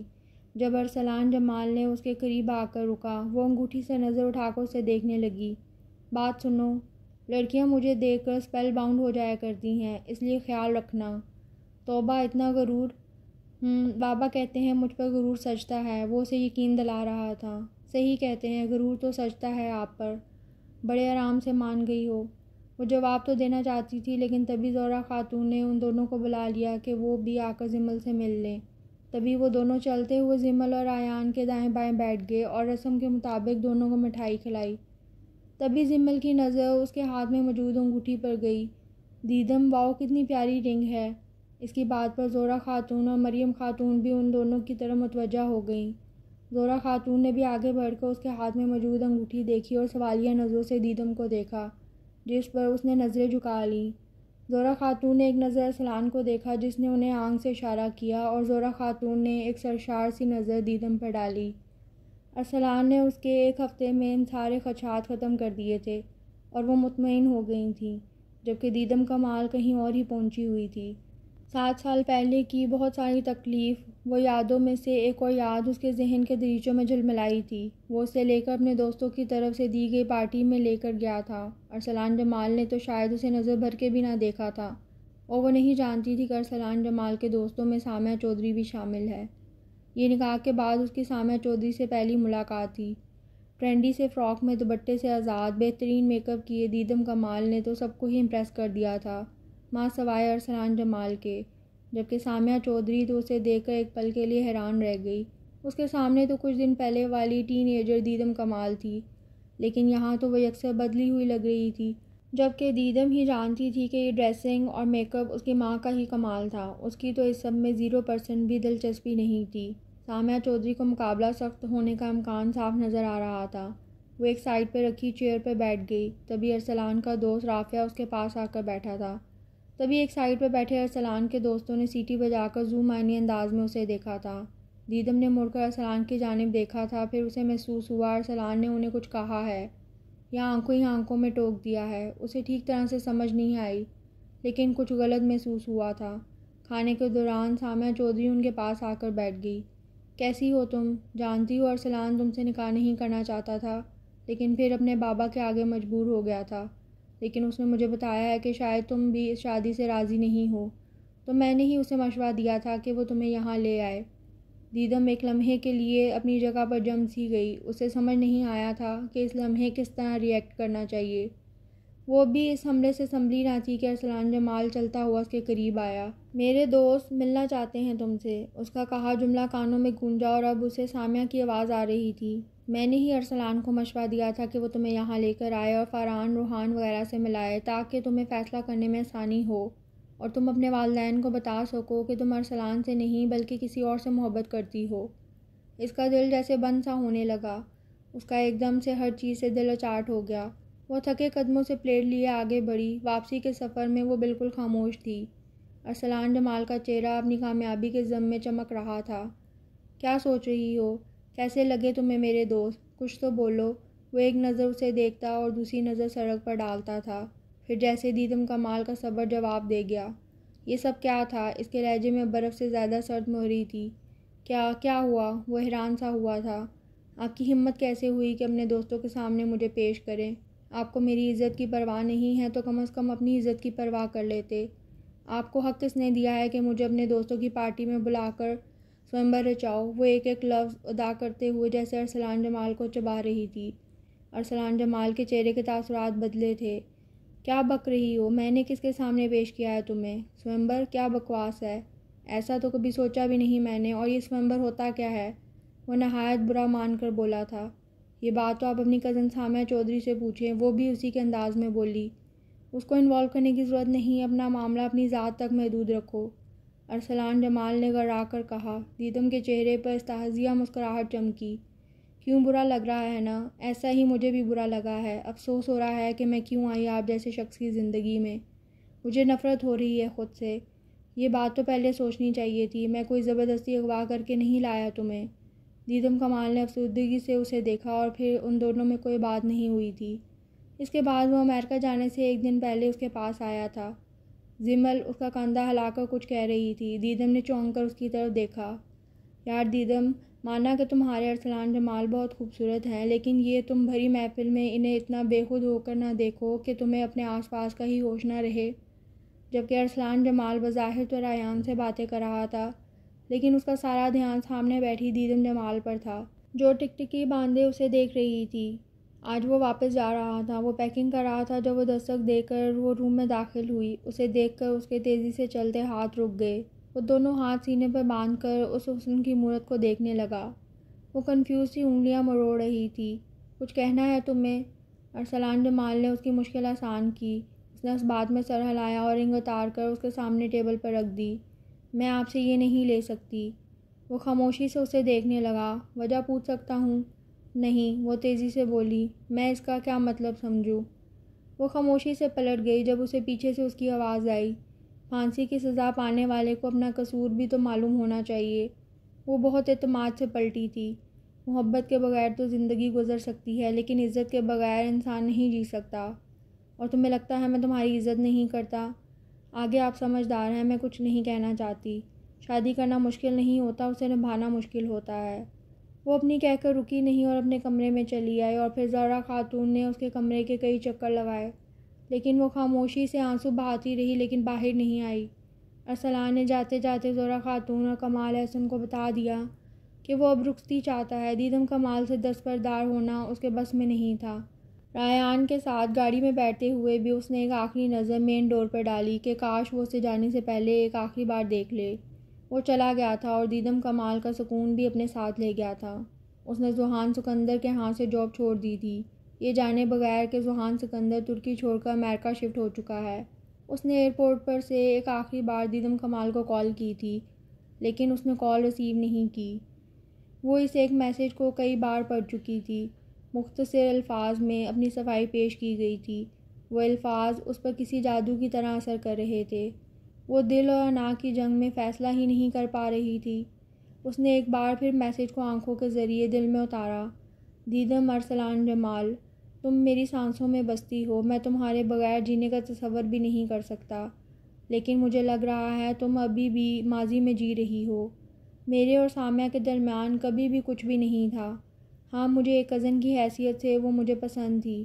وہ ایک ڈیسنٹ لڑکی تھی۔ میرے اور اس کے شوق ملتے جلتے تھے۔ وہ کسی بھی ٹاپک پر سیر حاصل بحث کرتی تھی، لیکن اپنی لائف پارٹنر کے حوالے سے میں نے اسے کبھی نہیں سوچا۔ میں جب یونیورسٹی میں تھا تب بھی مجھے بابا نے بتا دیا تھا کہ ارسلان، یونیورسٹی تو جا رہے ہو، لیکن اپنے دل و دماغ میں ایک بات بٹھا لو کہ میں اپنے بھائی سے وعدہ لے چکا ہوں، تمہاری زندگی میں صرف دیدم ہی شامل ہوگی۔ تب میں نے بابا سے بہت بحث کی تھی کہ تم مجھ سے بہت چھوٹی ہو، لیکن انہوں نے میری ایک بھی نہ سنی۔ تب میں نے ان سے کہا تھا کہ اگر دیدم کی زندگی میں کوئی اور آ گیا تو۔ اس بات پہ وہ خاموش ہو گئے تھے، اور یہاں سے ہی میرے اندر ایک ضد پیدا ہو گئی۔ پھر جب تم لوگ پاکستان آئے تھے تو بابا نے جب نکاح کی بات کی تو میں نے بغیر سوچے سمجھے ان سے کہہ دیا کہ میں سامیہ کو پسند کرتا ہوں، اور میں جانتا ہوں تم نے ہماری وہ ساری باتیں سن لی تھیں۔ میں نے تمہیں سیڑھیوں سے اوپر جاتے دیکھ لیا تھا۔ اس رات پارٹی میں تمہیں اپنے دوستوں سے اپنی منکوحہ کے طور پر ملانا چاہتا تھا، لیکن نہ جانے تمہیں کیا ہوا اور تم ناراض ہو کر جا کر گاڑی میں بیٹھ گئی، اور پھر تم نے مجھ سے وہ باتیں کی جس سے مجھے بھی غصہ آ گیا، اور پھر تمہارے اور میرے درمیان وہ غیر ضروری بحث ہوئی۔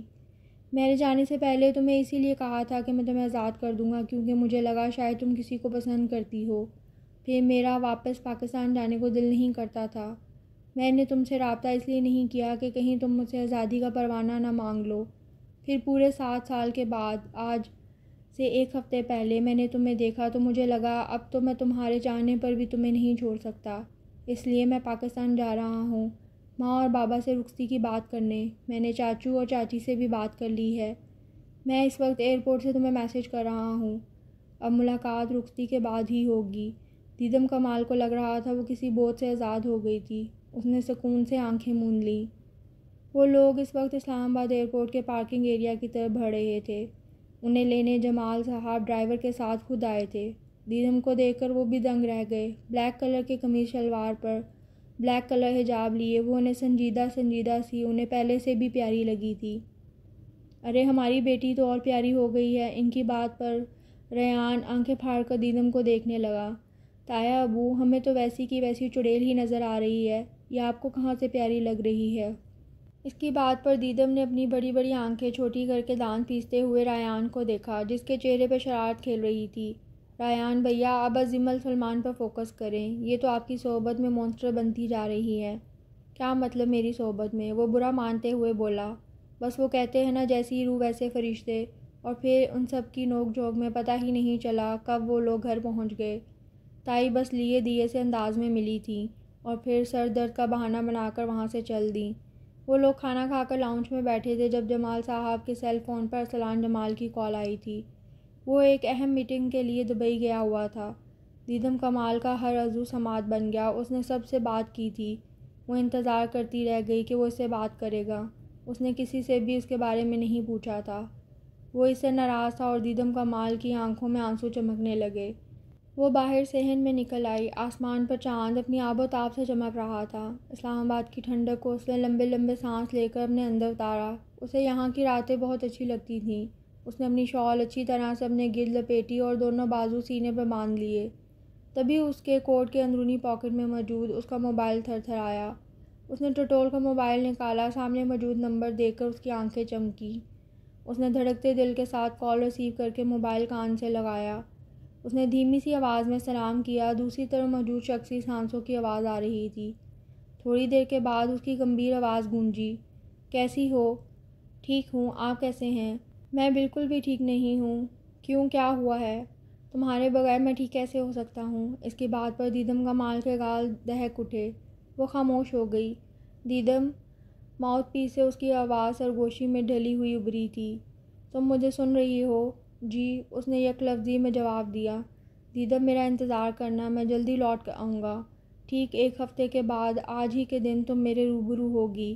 بس تب تک انتظار کرو اور میں تب تک تمہاری تصویریں دیکھ کر گزارا کرتا ہوں۔ وہ بے چارگی سے بولا۔ دیدم اس کے انداز پر ہنس دی۔ ایسے ہی ہمیشہ ہنستی رہو۔ کال رکھتا ہوں۔ خدا حافظ۔ فی امان اللہ۔ آج اس کی مہندی کی تقریب تھی۔ مہندی کی تقریب گھر میں ہی منعقد کی گئی تھی۔ گھر کو بہت خوبصورتی سے سجایا گیا تھا۔ ارسلان جمال آج ہی کے دن پہنچا تھا۔ دیدم کمال تک ابھی تک اس کی رسائی نہیں تھی۔ وہ اس وقت لیمن کلر کے جوڑے میں میرون دوپٹہ سر پہ ٹکائے، ہاتھوں میں گجرے پہنے، پھولوں سے بنے زیور پہنے آسمان سے اتری کوئی پری لگ رہی تھی۔ تائی رابعہ کا رویہ بھی ٹھیک تھا۔ وہ ہر رسم میں شریک ہوئی تھیں۔ دونوں ہاتھوں میں بھر بھر کے چوڑیاں ڈالی گئی تھیں۔ مہندی کی خوشبو چاروں اور پھیلی ہوئی تھی۔ اور پھر دیدم کمال کی نظر سامنے اٹھی اور پلٹنا ہی بھول گئی۔ لیمن کلر کے کرتے پر وائٹ چادر شانوں پر ٹکائے وہ اعتماد سے چلتا ہوا اسٹیج کی طرف بڑھ رہا تھا۔ اس کی نظروں کی تپش نہ لاتے ہوئے دیدم نے نظر جھکا لی۔ وہ اس کے بائیں جانب آ کر بیٹھا تھا۔ سب ایک ایک کر کے رسم ادا کرنے لگے۔ سب سے پہلے رابعہ خاتون نے مہندی لگا کر رسم کا آغاز کیا۔ سب سے آخر میں سامعہ چودھری آئی تھی۔ ارسلان جمال نے اس کی آنکھوں میں دیدم کے لیے ایک اندیکھی نفرت دیکھی اور اسے دکھانے کے لیے دیدم کے کان کے قریب جھک کر کچھ کہا، جس پر وہ کان کے لہو تک سرخ ہو گئی۔ سامعہ چودھری کے اندر چنگاریاں سی بھر گئیں۔ اس نے ارسلان جمال کے ساتھ کے خواب دیکھے تھے، لیکن یہ خواب آج ادھورے رہ گئے۔ اور پھر ایک آخری رسم ادا کی گئی جو کہ خالصتاً زمل کے دماغ کا فطور تھا۔ ارسلان بھائی، آپ دیدم کے ہاتھوں کی مہندی میں اپنا نام تلاش کریں۔ اس نے دیدم کی ہتھیلیاں ارسلان کے سامنے کیں اور ارسلان جمال کی دلی مراد بھر آئی۔ اسے دائیں ہاتھ کی چھوٹی انگلی کے ساتھ ہی اپنا نام نظر آ گیا تھا۔ اس نے مسکراتے اس پر انگلی رکھی اور دیدم کے قریب ہو کر بولا، دیدم کمال، مجھے اس کے بدلے میں کچھ چاہیے ہے۔ کیا؟ اس نے سوالیہ نظروں سے ارسلان کی طرف دیکھا۔ رسم کے بعد اپنے کمرے کا دروازہ کھلا رکھنا، پھر روبرو ہی بتاؤں گا کہ کیا۔ ارسلان بھیا، یہ چیٹنگ ہے۔ آپ دیدم سے بھری محفل میں کیا سرگوشی کر رہے ہیں؟ اے زمل کی بچی، چپ رہو، یہ ہم میاں بیوی کی اپنی بات ہے۔ اچھا دیدم صاحبہ، آپ نے ابھی سے ہی پارٹی بدل لی؟ وہ تمہاری پارٹی میں تھی ہی کب؟ یہ بھی ہے۔ دیدم کی تھکاوٹ کا احساس کرتے ہوئے ارسلان نے زمل کو اسے وہاں سے لے جانے کے لیے کہا۔ دیدم زمل کا ہاتھ پکڑ کر اسٹیج سے نیچے اتر رہی تھی جب اسٹیج پر چلتے چراغوں پر دیدم کا دوپٹہ آ گیا اور دیکھتے ہی دیکھتے آدھے سے زیادہ دوپٹے نے آگ پکڑ لی۔ سب سے پہلی نظر ارسلان کی ہی گئی اور وہ تیزی سے آگے بڑھا اور دیدم سے دوپٹہ کھینچ کر دور پھینکا اور خود اس کے آگے ڈھال بن کر کھڑا ہو گیا تاکہ ننگے سر کسی کی اس پر نظر نہ پڑے۔ سب حیران سے دور پڑے دوپٹے کو جلتا دیکھ رہے تھے۔ ارے یہ کیا اپشگن ہو گیا ہے؟ یہ اچھا نہیں ہوتا، یہ لڑکی منحوس نہ ہو۔ دیکھو، اس کا سارا دوپٹہ ہی جل گیا۔ ارسلان جمال نے جس طرف سے یہ آوازیں آ رہی تھی اس طرف ایک قہر بھری نظر ڈالی اور روتی دھوتی دیدم کو باہوں کے حصار میں وہاں سے لے گیا۔ کمرے میں پہنچنے تک اس نے رو رو کر اپنا برا حال کر لیا تھا۔ ارسلان اسے اپنے کمرے میں لے آیا تھا، اسے بیڈ پر بٹھا کر اس کے دونوں ہاتھوں کو تھام کر اپنے لبوں سے اس کے سارے آنسو چن لیے۔ اس کی اس حرکت پر دیدم کمال اپنی جگہ پر ساکت رہ گئی۔ اسے ساکت دیکھ کر اس کی حس شرارت پر کی۔ اب اگر تم روئی نہ تو تمہارے آنسو کے ایک ایک قطرے کے ساتھ میری جسارتیں بڑھتی جائیں گی۔ اس کے دیکھنے پر ارسلان جمال نے ایک آنکھ دبا کر مسکرا دیا۔ اس نے وارڈروب سے اس کے کپڑے نکالے اور اس کی طرف بڑھائے۔ جاؤ چینج کر لو۔ دیدم خالی نظروں سے اسے دیکھنے لگی۔ چینج کرو گی یا یہ کام بھی میں خود ہی کر دوں؟ اس کی بات پر وہ ایک جھٹکے سے اٹھی اور اس کے ہاتھ سے کپڑے لے کر واش روم میں بند ہو گئی۔ دروازہ بند ہونے کی آواز پر وہ ہون بیچے کھڑا رہا۔ وہ باہر آئی تو اس کی نظروں سے گھبرا کر دروازے کی سمت مڑی۔ میں اپنے کمرے میں چلتی ہوں۔ میڈم، اب آپ کا کمرہ یہی ہے۔ نہیں ارسلان، ہماری رخصتی کل ہے۔ اس کی بات پر وہ مسکرایا۔ پاگل لڑکی، تم یہیں رہو، میں کہیں اور جا کر سو جاؤں گا۔ اور پھر اسے بیڈ پر لٹا کر بلینکٹ اڑا کر وہ باہر نکل آیا۔ اس کا رخ اپنی ماں کے کمرے کی طرف تھا۔ آدھی رات کو اس کی آنکھ کھلی تو وہ پسینے میں شرابور تھی۔ اس نے بہت بھیانک خواب دیکھا تھا۔ وہ ننگے سر اور ننگے پاؤں کانچ کے ٹکڑوں پر بھاگ رہی تھی۔ اس کے آس پاس گھپ اندھیرا تھا اور پھر وہ ایک گہرے کنویں میں گرنے لگتی ہے، لیکن پھر اسے محسوس ہوتا ہے جیسے اسے کوئی اوپر کی طرف کھینچ رہا ہو۔ پھر اسے سفید روشنی کی لکیر نظر آئی اور اس میں اسے بچانے والا شخص بھی، لیکن وہ اس کا چہرہ نہیں دیکھ سکی۔ اس کی نظر اس کے ہاتھ پر ہی تھی۔ اس کی کلائی پر کالے رنگ کا دھاگا باندھا تھا اور اسے تھوڑا سا اوپر گہرے زخم کا نشان تھا۔ جیسے شیشے سے اسے کاٹا گیا ہو۔ اس کا سارا جسم ہولے ہولے کانپ رہا تھا۔ اس نے وقت دیکھا تو صبح کے 4 بج رہے تھے۔ وہ سر پر سکارف لیتی واش روم میں گئی اور تھوڑی دیر کے بعد وضو کر کے لوٹی۔ جائے نماز بچھا کر اس نے نیت باندھ لی۔ وہ خواب ابھی بھی اس کے حواسوں پر چھایا ہوا تھا۔ اسے جان چھڑانے کے لیے وہ اپنا پورا دھیان نماز میں لگانے کی کوشش کرنے لگی، جس میں وہ کامیاب ٹھہری۔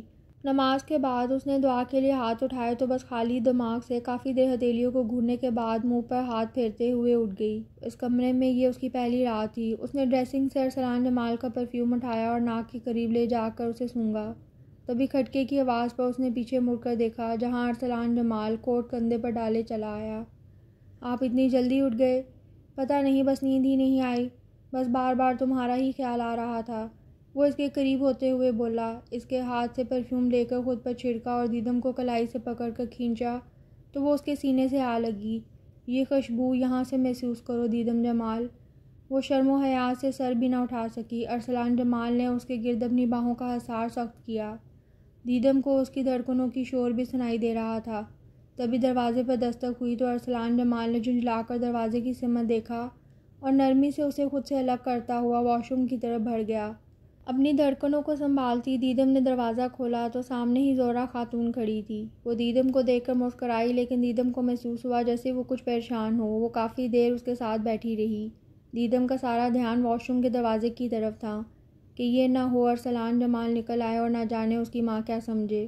اس کا دھیان بھٹک بھٹک کر اسی طرف جا رہا تھا۔ تھوڑی دیر بیٹھنے کے بعد وہ اس کے لیے ناشتہ بھیجنے کا کہہ کر اٹھ گئی تو دیدم نے جلدی سے دروازہ بند کیا اور واش روم کے دروازے پر دستک دی تو کھٹک کی آواز کے ساتھ دروازہ کھولا اور بغیر شرٹ کے ارسلان جمال اس کے سامنے تھا۔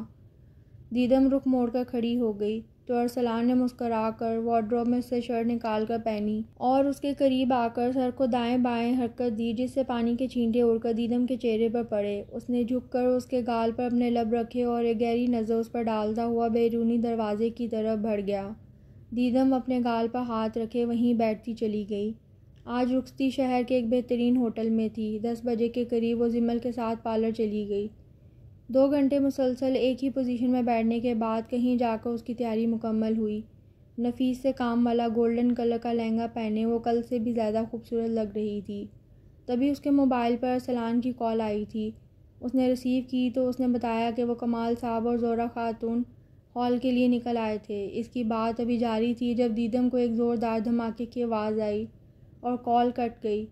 اس نے کانپتے ہاتھوں سے دوبارہ نمبر ڈائل کیا، لیکن نمبر بند جا رہا تھا۔ تبھی زمل نے اسے بتایا کہ ڈرائیور آ گیا ہے۔ وہ زمل کی معیت میں گاڑی میں آ کر بیٹھی اور پھر سے نمبر ڈائل کیا، لیکن پاور آف آ رہا تھا۔ ٹھیک 15 منٹ کی ڈرائیو کے بعد جب وہ ہال میں پہنچی تو سامنے ہی رابعہ آئی تھی۔ دیدم کو دیکھ کر وہ تیزی سے اس کی طرف لپکی اور اسے ایک ساتھ کئی تھپڑ رسید کیے، ساتھ ہی نوچ نوچ کر اس کے زیورات اتارنے لگی، جبکہ وہ بت بنی کھڑی تھی۔ زمل اس کا بچاؤ کرنے کی کوشش کر رہی تھی، لیکن اپنی کوشش میں وہ ناکام تھی۔ آس پاس لوگ تماشا دیکھنے کے لیے کھڑے تھے۔ تبھی مجمع سے کسی کی آواز آئی، یہ لڑکی تو بہت ہی منحوس ہے، شوہر کے ساتھ ساتھ ماں باپ کو بھی کھا گئی۔ دیدم کا یہ سننا تھا۔ وہ لہرا کر درہم سے نیچے گری، جبکہ زمل روتے ہوئے اس کا سر گود میں رکھے ہلکے ہلکے تھپڑ لگا رہی تھی، لیکن وہ ہوش و خود سے بیگانہ ہو چکی تھی۔ اس نے ریان اور جمال صاحب کو آوازیں دینی چاہی، لیکن سب لوگ ہاسپٹل کی طرف نکل چکے تھے۔ وہ جس وقت ہوش میں آئی خود کو نرم بستر پر پایا۔ زمل اس کے پاس بیٹھی آنسو بہا رہی تھی۔ باہر سے رونے کی آوازیں آ رہی تھی۔ وہ اٹھ کر تیزی سے باہر کی طرف بھاگی، جہاں اس کے ماں باپ اور شوہر کا جنازہ رکھا تھا۔ کچھ لوگ اسے رحم سے اور کچھ لوگ نفرت سے دیکھ رہے تھے۔ وہ بھاگ کر باپ کی چارپائی تک پہنچی۔ ان کا چہرہ پہچاننا مشکل ہو رہا تھا۔ اسے لگا اس کا دل پھٹ جائے گا۔ وہ پھوٹ پھوٹ کر رو دی۔ ساتھ ہی نظر ماں پر پڑی تو نیم پاگل سی ماں کے چہرے کو دیکھنے لگی، جن کا چہرہ نیلگوں کیا ہوا تھا۔ اس نے ہاتھ بڑھا کر ان کا چہرہ چھوا۔ اسے لگا ابھی ماں کا ہاتھ اس کے ہاتھ پر آ کر ٹھہر جائے گا، لیکن آج وہ ہمیشہ کے لیے چلی گئی تھی۔ وہاں اسے دلاسا دینے والا کوئی نہیں تھا۔ اور پھر اسے اس کا خیال آیا جس کے لیے وہ ابھی بھی لال جوڑے میں ملبوس الجھی بکھری بیٹھی تھی۔ کے پاس پہنچ کر اس کے چہرے سے کفن ہٹانے کے لیے ہاتھ بڑھایا ہی تھا جب درمیان میں ہی رابعہ خاتون نے اس کا ہاتھ پکڑ لیا۔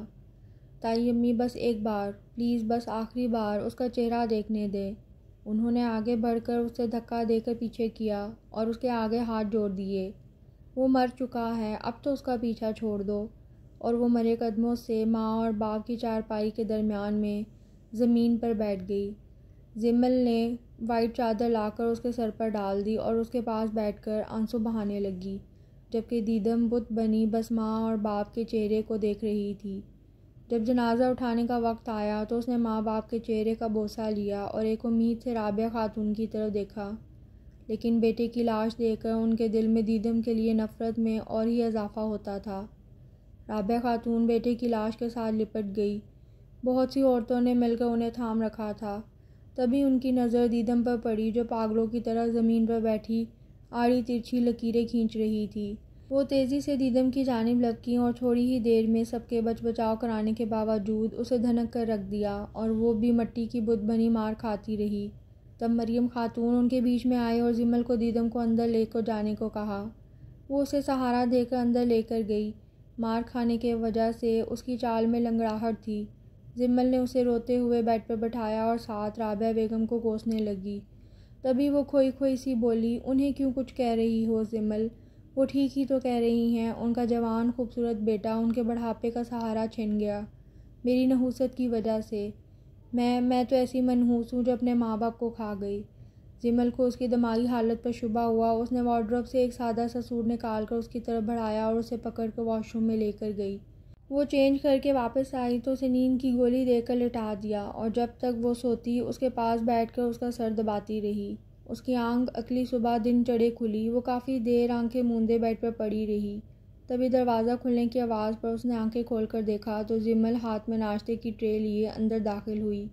اس کے پیچھے ہی ریان کمرے میں داخل ہوا۔ اسے دیکھ کر دیدم اٹھ کر بیٹھ گئی۔ الجھے بکھرے بال، سوجے پیوٹے۔ ریان کے دل کو کچھ ہوا۔ یہ اس کی وہ بہن تو نہیں تھی۔ وہ تیزی سے آگے بڑھا اور اسے باہوں کے حصار میں لے لیا۔ دیدم کی روتے روتے ہچکی بن گئی۔ آنسو پانی کی طرح اس کے چہرے کو بھگو رہے تھے۔ ریان نے ہاتھ سے اس کے منہ پر آئے بال پیچھے کیے اور اس کے آنسو صاف کرتے ہوئے ناشتے کی ٹرے اپنے آگے کھسکائی۔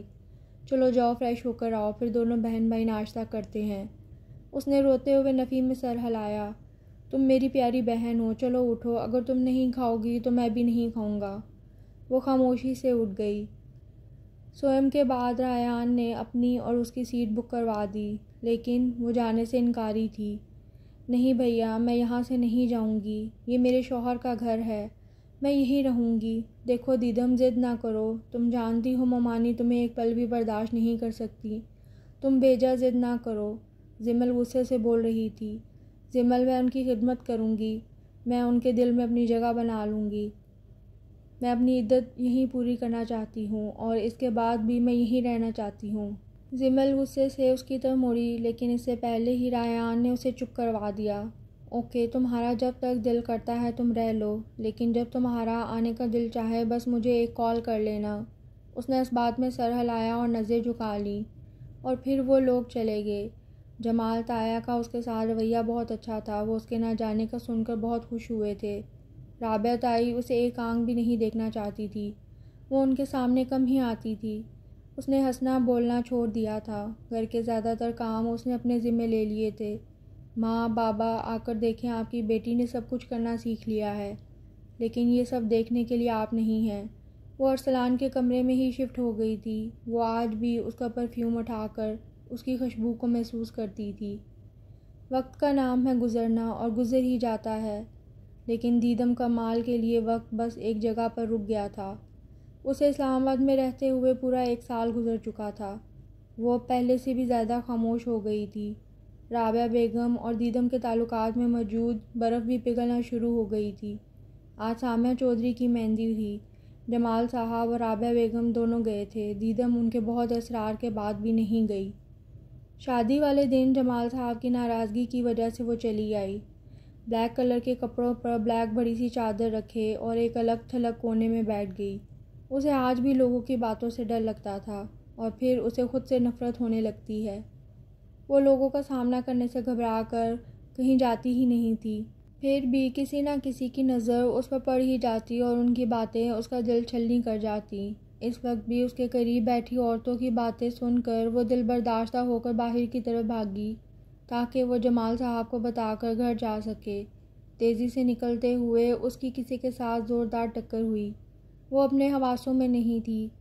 جبکہ ٹکرانے والا شخص اپنی جگہ منجمد ہو گیا تھا۔ دیدم کمال، اس کے منہ سے سرگوشی نما آواز نکلی تھی۔ اس نے اپنے قریب کھڑے اپنے دوست سے اشارے سے اس کے بارے میں پوچھا۔ کیا بتاؤں یار، وہ افسردگی کے ساتھ بولا۔ کیا مطلب، ایسے کیوں کہہ رہے ہو؟ ذوحان سکندر بے چینی سے بولا۔ وہ یہاں اپنی دوست فاران چودھری کی بہن کی شادی میں آیا تھا۔ فاران اور اس میں امریکہ میں دوستی ہوئی تھی اور وہ اس کے بہت اصرار پر اس وقت اسلام آباد میں موجود تھا۔ فاران، بولو نا، کیا ہوا اس لڑکی کے ساتھ؟ یار یہ ہمارے کزن کی منقوہ تھیں۔ دونوں کی شادی والے دن ہمارا کزن اور ان کے امی ابو ایک ایکسیڈنٹ میں فوت ہو گئے۔ اس کے بعد بیچاری کو سب نے منحوس قرار دے دیا۔ تو یہ ابھی کہاں ہوتی ہے؟ ابھی وہیں ہماری پھپھو کے گھر ہی۔ جی، اپنے شوہر کے فوت ہو جانے کے بعد بھی؟ جی، اس کے میکے میں کوئی نہیں ہے۔ ایک بھائی ہے اور اس نے لے جانے کی کوشش کی ہے لیکن یہ نہیں مانی۔ وہ اپنی کہہ کر چلا گیا جبکہ ذوحان سکندر اس کے پیچھے باہر نکل آیا جہاں وہ پارکنگ ایریا میں گاڑی کے گرد چکر کاٹ رہی تھی۔ بڑی سی بلیک چادر سے خود کو لپیٹے ناخن کاٹ رہی تھی۔ اس کا چہرہ آنسو سے تر تھا۔ ذوحان سکندر کا دل ہر چیز سے اچاٹ ہو گیا۔ ذوحان سکندر نے دیدم کے بارے میں سنتے ہی فیصلہ کر لیا کہ وہ اب پاکستان سے واپس اکیلا نہیں آئے گا۔ جمال احسن اور ذوحان سکندر آمنے سامنے تھے اور آج شادی کے دوسرے دن ہی وہ جمال احسن کے روبرو تھا۔ اس نے لگی لپٹی لگائے بغیر ڈائریکٹ اپنا مدعا ان کے سامنے رکھا۔ میرا نام ذوحان سکندر ہے۔ میں ترکی میں مقیم پاکستانی انڈسٹریلسٹ مصطفیٰ سکندر کا اکلوتا پوتا ہوں۔ میرے ماں باپ جب میں بہت چھوٹا تھا تبھی اس دنیا سے چلے گئے تھے۔ میری پرورش میرے دادا نے کی ہے۔ وہ اردو اور انگلش ملا جلا کر اپنی بات ان کے سامنے رکھنے کی کوشش کر رہا تھا۔ آپ کی بہو دیدم کمال میری امپلائی رہ چکی ہیں۔ میرے دادا میرا رشتہ لے کر کمال صاحب کے پاس گئے تھے اور تب دیدم ارسلان کے نکاح میں تھی۔ یہ بات ہمیں بعد میں ہی پتہ چلی تھی۔ میں آج آپ کے پاس دستے سوال لے کر حاضر ہوا ہوں۔ میں آپ سے دیدم کمال کا ہاتھ مانگ رہا ہوں۔ میرے دادا آپ سے بات کرنا چاہتے ہیں۔ اس نے کوٹ کی پاکٹ سے موبائل نکالتے ہوئے کہا۔ وہ سفر نہیں کر سکتے ورنہ وہ خود آپ کے پاس آتے۔ اس نے موبائل پر نمبر ڈائل کر کے موبائل جمال احسن کی طرف بڑھایا۔ تذبذب کے شکار جمال احسن نے موبائل کان سے لگایا تو دوسری طرف شفقت بھری آواز سنائی دی۔ رسمی سلام دعا کے بعد مصطفیٰ سکندر اصل بات کی طرف آئے۔ میں آپ سے دیدم بیٹی کا ہاتھ مانگتا ہوں اپنے پوتے کے لیے۔ دیکھیے بزرگوں، آپ کی بات ٹھیک ہے لیکن میں دیدم کا کوئی فیصلہ خود نہیں کر سکتا۔ اس کا جو بھی فیصلہ ہوگا وہ اس کا بھائی ہی کرے گا۔ آپ اس کی فکر نہ کریں۔ میں آج اور ابھی ریان کے پاس جا رہا ہوں۔ بس آپ اپنی مرضی بتائیں۔ میں کیا کہہ سکتا ہوں؟ میرا بیٹا تو اب اس دنیا میں ہے ہی نہیں، تو میں کب تک اسے یہاں رکھ سکتا ہوں؟ میں چاہتا ہوں وہ اسے بھول کر زندگی میں آگے بڑھ جائے۔ پھر ٹھیک ہے، میں ریان کے پاس جا کر آپ سے بات کرتا ہوں، اور ساتھ ہی کال رکھ دی۔ جمال احسن نے موبائل ذوحان کی طرف بڑھایا جو اس دوران بالکل خاموش بیٹھا تھا۔ تھوڑی دیر بیٹھنے کے بعد وہ اٹھ کر چلا گیا۔ گھر سے نکلتے وقت اس نے دیدم کمال کو دیکھا تھا جو سیڑھیوں پر بیٹھی ہمیشہ کی طرح بلیک چادر لپیٹے گھٹنوں میں سر دیے بیٹھی تھی۔ وہ چاہنے کے باوجود اس کا چہرہ نہیں دیکھ سکا اور سر جھٹکتا اپنی گاڑی میں آ بیٹھا۔ جمال صاحب، یہ کون تھا؟ یہ ترکی سے آیا ہے، ریان نے اسے بھیجا ہے۔ ریان اس کے ساتھ دیدم کی شادی کرنا چاہتا ہے۔ انہوں نے سچ جھوٹ ملا کر بیوی کو بتایا۔ اچھا، ابھی میرے بیٹے کا کفن بھی میلا نہیں ہوا اور وہ اپنی بہن کی کسی اور سے شادی کروانے جا رہا ہے؟ جمال صاحب، اسے بتائیے گا، میں اس ناگن کی شادی میرے جیتے جی نہیں ہو سکتی۔ جو بھی اس کے لیے آئے گا میں اسے بتاؤں گی کہ یہ لڑکی منحوس ہے، یہ میرے بیٹے کو کھا گئی ہے، یہ نہ جانے اب کس کو برباد کرے گی۔ وہ جذباتی انداز میں چیخنے لگی۔ سیڑھیوں میں بیٹھی دیدم تیزی سے اندر کی طرف بڑھی۔ اسے دیکھ کر وہ چیل کی طرح اس تک پہنچی تھیں۔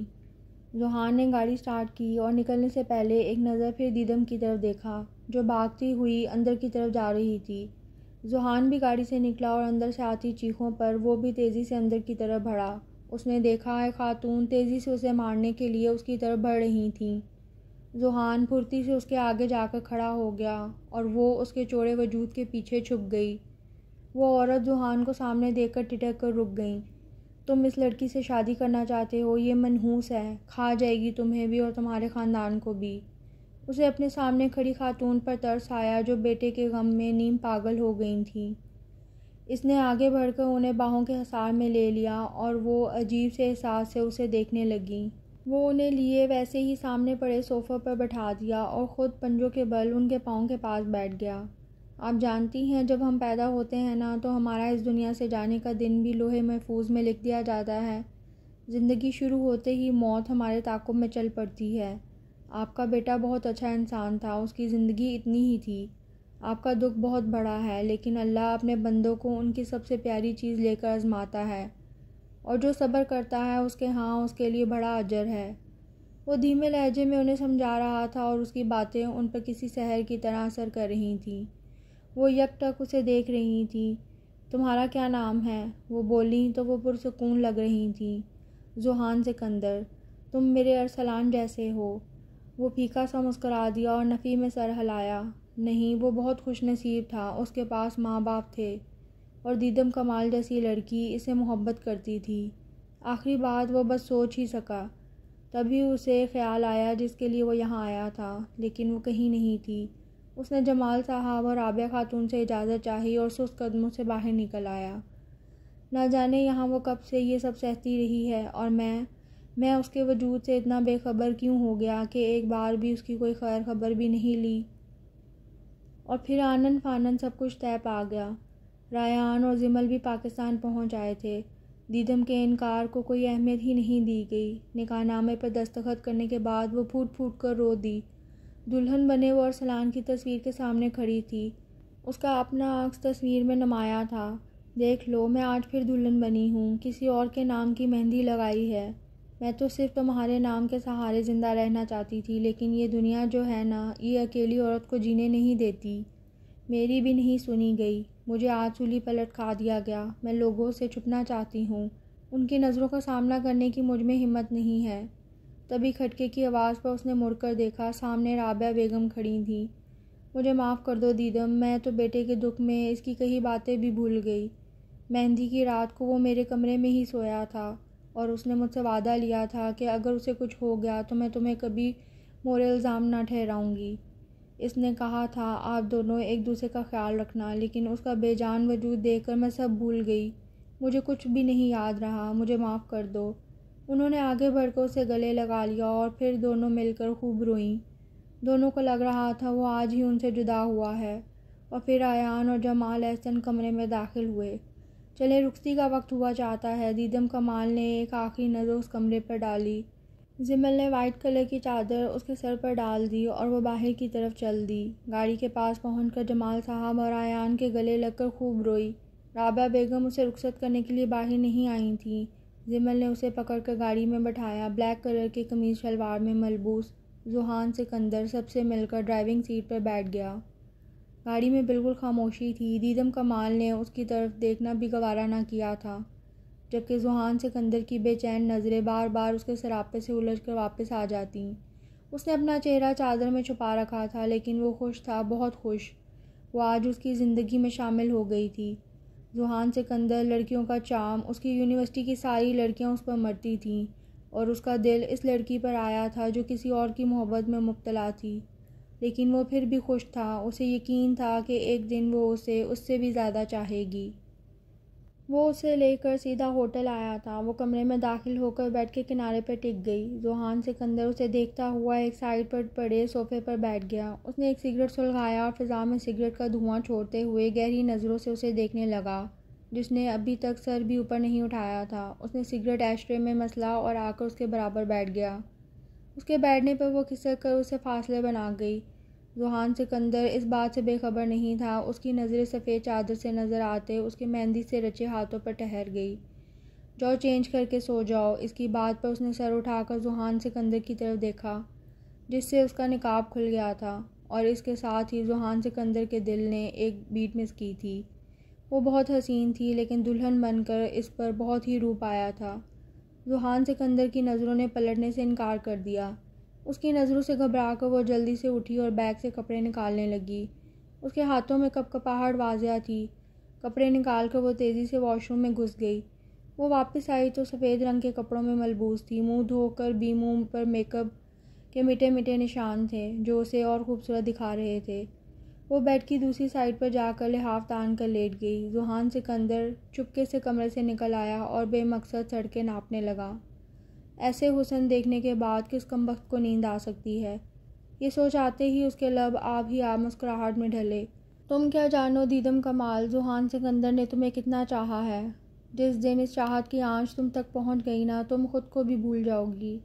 نہ جانے وہ کون سی گھڑی تھی جب رب نے تمہاری محبت میرے دل میں ڈالی اور میں سب کچھ بھول گیا۔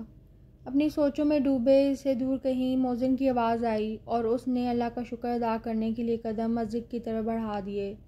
نماز پڑھ کر وہ کتنی ہی دیر بے مقصد ہاتھ گود میں رکھے بیٹھا رہا اور پھر وہ سجدہ ریز ہو گیا۔ اے میرے رب، ایک عورت کی محبت مجھے تیرے در پر لے کر آئی اور میں تیرا گناہ گار بندہ تھا جس نے مجھے اپنے پاس بلایا، چاہے وجہ جو بھی ہو، لیکن میں جانتا ہوں بلاوا تمہاری طرف سے ہی آیا ہے۔ اے میرے رب، میرے دل میں اس کے لیے محبت جگانے والے، مجھے اس سے نوازنے والے، اس کے دل میں بھی میرے لیے محبت ڈال دے۔ اس سے آگے اس کے منہ سے الفاظ نے نکلنے سے انکار کر دیا اور وہ آنسو سے تر چہرہ لیے وہاں سے نکل آیا۔ اس کی آنکھ نماز کے وقت کھلی تھی۔ پہلے پہل تو اسے سمجھ نہ آئی کہ وہ کہاں ہے۔ جب حواس بحال ہوئے تو اس نے اپنی بائیں سائڈ نظر دوڑائی تو خالی جگہ دیکھ کر وہ اٹھ کر بیٹھ گئی۔ ایسا لگ رہا تھا وہاں رات کو کوئی سویا ہی نہ ہو۔ وضو کر کے نماز پڑھ کر اس نے دعا کے لیے ہاتھ اٹھائے تو ارسلان جمال کی مغفرت کے لیے دعا کرتے کرتے اس کے آنسو اس کے گالوں پر بہنے لگے۔ بہت سا رونے کے بعد اس نے اپنے آنسو صاف کیے اور تہیہ کر لیا تھا کہ وہ اب اسے نہیں سوچے گی، کیونکہ وہ اپنے جملہ حقوق کسی اور کے نام کر چکی ہے اور اب وہ اس شخص کی وفادار رہنے کی کوشش کرے گی۔ تبھی دروازے سے وہ اندر داخل ہوا، کوٹ کندھے پر ڈالے مزل سا لگ رہا تھا۔ وہ اسے دیکھتے ہوئے اپنی جگہ سے کھڑی ہو گئی۔ وہ وارڈروب سے اپنے کپڑے لے کر واش روم میں گھس گیا، چینج کر کے لوٹا تو بیڈ پر بیٹھ کر ایک نظر ایک طرف کھڑی دیدم پر ڈالی۔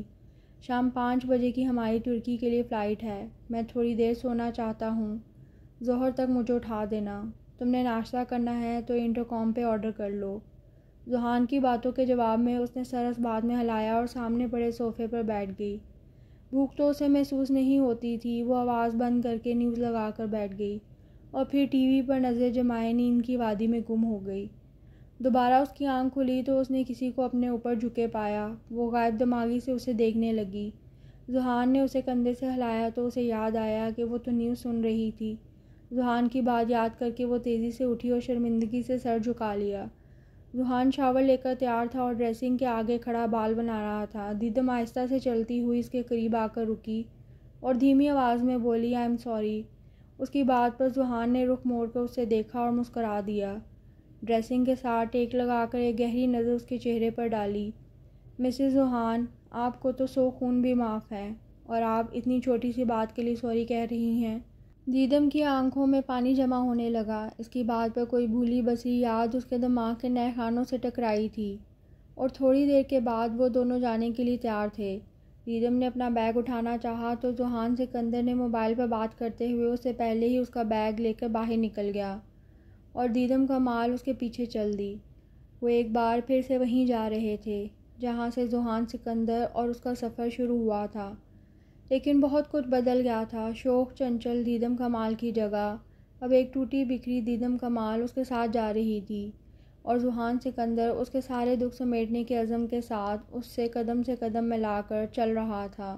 ذوحان اس وقت فرنٹ سیٹ پر براجمان تھا۔ بیک سیٹ پر مصطفیٰ سکندر اور دیدم بیٹھے تھے۔ ازمیر کی مختلف شاہراہوں سے گزرتے ہوئے دیدم کو ماں اور باپ کی یاد ستانے لگی۔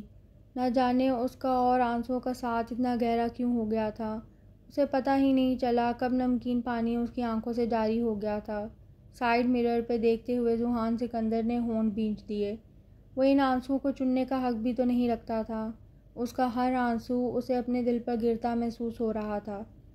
گھر پہنچ کر ذوحان نے اس کی جانب اپنا موبائل بڑھایا۔ اس نے ناسمجھی سے موبائل ہاتھ میں لیا تو ذوحان نے اسے اشارتاً بات کرنے کو کہا۔ اس نے موبائل کان سے لگایا تو دوسری جانب ریان تھا۔ اس کے چہرے پر خوشی کے رنگ بکھر گئے۔ سامنے صوفے پر بیٹھے ذوحان سکندر نے دلچسپی سے اسے دیکھا اور دیدم کو اپنی طرف تکتے پا کر اس نے اخبار اٹھا کر اپنے منہ کے آگے کر لیا، جبکہ دیدم نے اس کی نظروں کی تپش محسوس کرتے ہوئے رخ موڑ لیا۔ ریان اور زمل نے اسے بتایا تھا کہ 1-2 دن تک وہ لوگ بھی ترکی پہنچ جائیں گے۔ مصطفیٰ سکندر نے نیکسٹ سنڈے کو ان دونوں کے ولیمے کی تقریب رکھی تھی، جس پر بڑے پیمانے پر لوگوں کو دعوت نامے دیے جا رہے تھے۔ ایک مشہور ڈیزائنر دیدم کا ڈریس تیار کر رہی تھی۔ اسے گھر سے کہیں بھی نہیں جانا پڑا اور ہر چیز گھر بیٹھے اس تک پہنچی تھی۔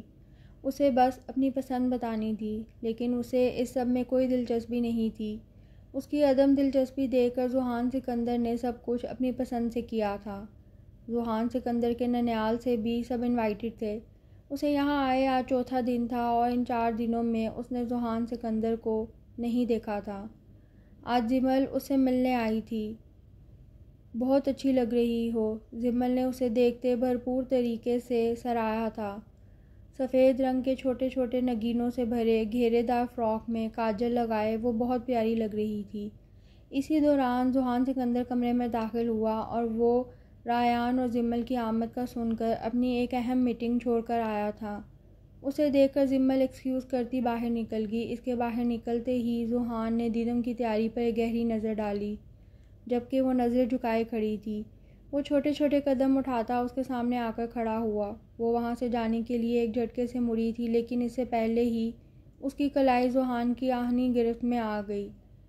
دیدم نے ایک نظر اس کی گرفت میں موجود اپنی کلائی پر ڈالی اور دوسری نظر ذوحان سکندر پر۔ اس کے چہرے پر ناپسندیدگی اور غصہ دیکھ کر ذوحان نے نرمی سے اس کی کلائی چھوڑ دی۔ ذوحان کے چہرے پر تکلیف کے اثرات نمایاں تھے۔ وہ اس کے پاس سے گزرتا وارڈروب سے کپڑے لے کر واش روم کی طرف بڑھ گیا۔ واش روم کے دروازے پر ایک نظر ڈال کر دیدم باہر نکل آئی، جہاں ریان اور زمل مصطفیٰ سکندر کے پاس بیٹھے تھے۔ وہ آ کر مصطفیٰ سکندر کے قریب بیٹھ گئی۔ وہ ان کی بہت عزت کرتی تھی اور اب تو کمال صاحب کے جانے کے بعد اسے ان سے اور زیادہ انسیت ہو گئی تھی۔ اس کے بیٹھنے پر انہوں نے مسکرا کر اس کی طرف دیکھا اور ریان سے مخاطب ہوئے، بیٹا میں کیسے تمہارا شکریہ ادا کروں جو تم نے یہ ہیرا ہماری جھولی میں ڈال دیا۔ اس کے آنے سے مجھے تو اپنے گھر جنت سا لگنے لگا ہے۔ ریان نے محبت سے بہن کی طرف دیکھا، تبھی ذوحان وہاں چلا آیا اور وہ دونوں بزنس کی باتیں کرنے لگے۔ ملازم نے آ کر کھانا لگنے کی اطلاع دی تو وہ لوگ ڈائننگ روم کی طرف چل دیے۔ تینوں مرد حضرات کی چیئر سنبھالنے کے بعد زمل اور دیدم بھی بیٹھ گئیں۔ زمل ریان کے ساتھ، جبکہ دیدم نے ان دونوں کو دیکھتے ہوئے ذوحان کے ساتھ والی سیٹ سنبھال لی۔ ذوحان نے اس کی موجودگی کو سے محسوس کیا، لیکن مڑ کر دیکھنے کی غلطی نہیں کی۔ البتہ وہ جو چیز بھی خود ڈال رہا تھا اس کی پلیٹ میں بھی ڈالتا جا رہا تھا۔ کھانا بہت خوشگوار ماحول میں کھایا گیا۔ رات گئے زمل اور ریان کے جانے کے بعد بہت تھکن کی وجہ سے ذوحان کمرے میں آیا اور لیٹتے ساتھ ہی نیند کی آغوش میں چلا گیا۔ دوسری جانب مصطفیٰ سکندر اور دیدم بیٹھے ذوحان کی بچپن کی تصاویر دیکھ رہے تھے۔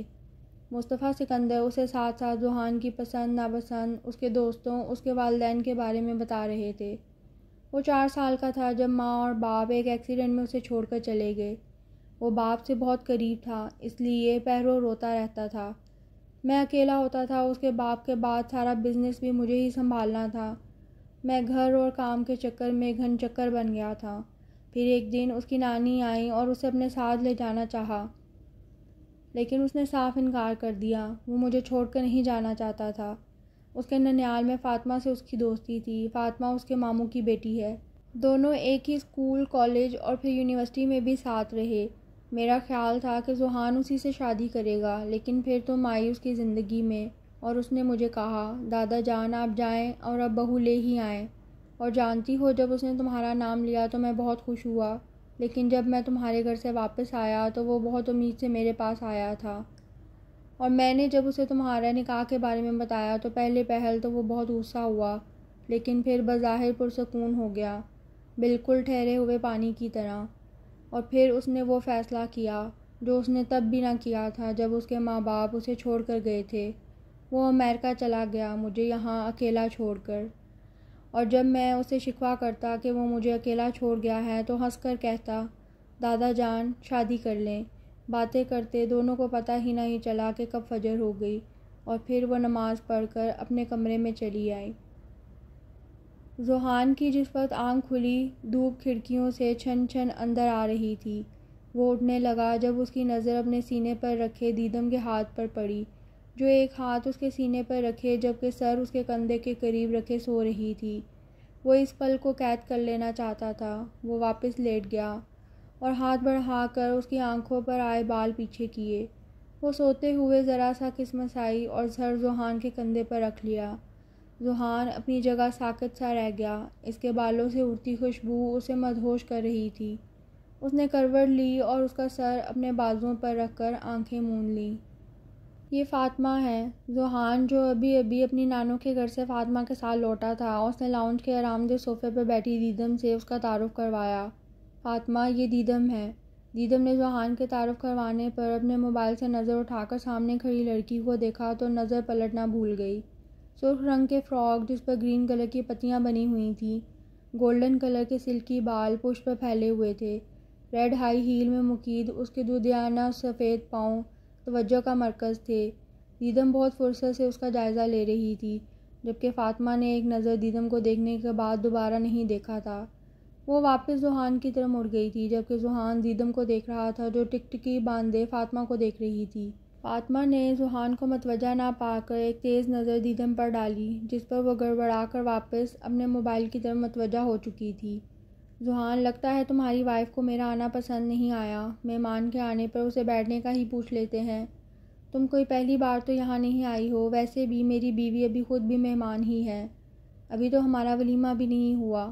ذوحان کو اس کی بات ناگوار گزری تھی، تبھی وہ دیدم کی وکالت کرتے ہوئے بولا، تو مس دیدم، اپنے بارے میں کچھ بتائیے، میرا مطلب ہے اپنی خوبیوں کے بارے میں بتائیے، جن کی بنا پر ذوحان سکندر نے آپ کو چنا ہے اور آپ نے ذوحان سکندر کو۔ وہ عام سے لہجے میں پوچھ رہی تھی، لیکن دیدم کو اس کا انداز طنزیہ لگا۔ اس نے جواب دینے کے لیے منہ کھولا ہی تھا جب کچن سے ہاتھ میں پانی کی بوتل اٹھائے ذوحان ادھر چلا آیا تھا۔ فاطمہ، اپنا جملہ درست کر لو، اس نے مجھے نہیں پسند کیا ہے، بلکہ صرف میں نے اسے پسند کیا ہے۔ مطلب یہ تمہیں پسند نہیں کرتی؟ یار، بیوی میری ہے تو مجھے ہی پسند کرے گی۔ دیدم کو اس لڑکی کے سوال جواب سے گھبراہٹ ہو رہی تھی۔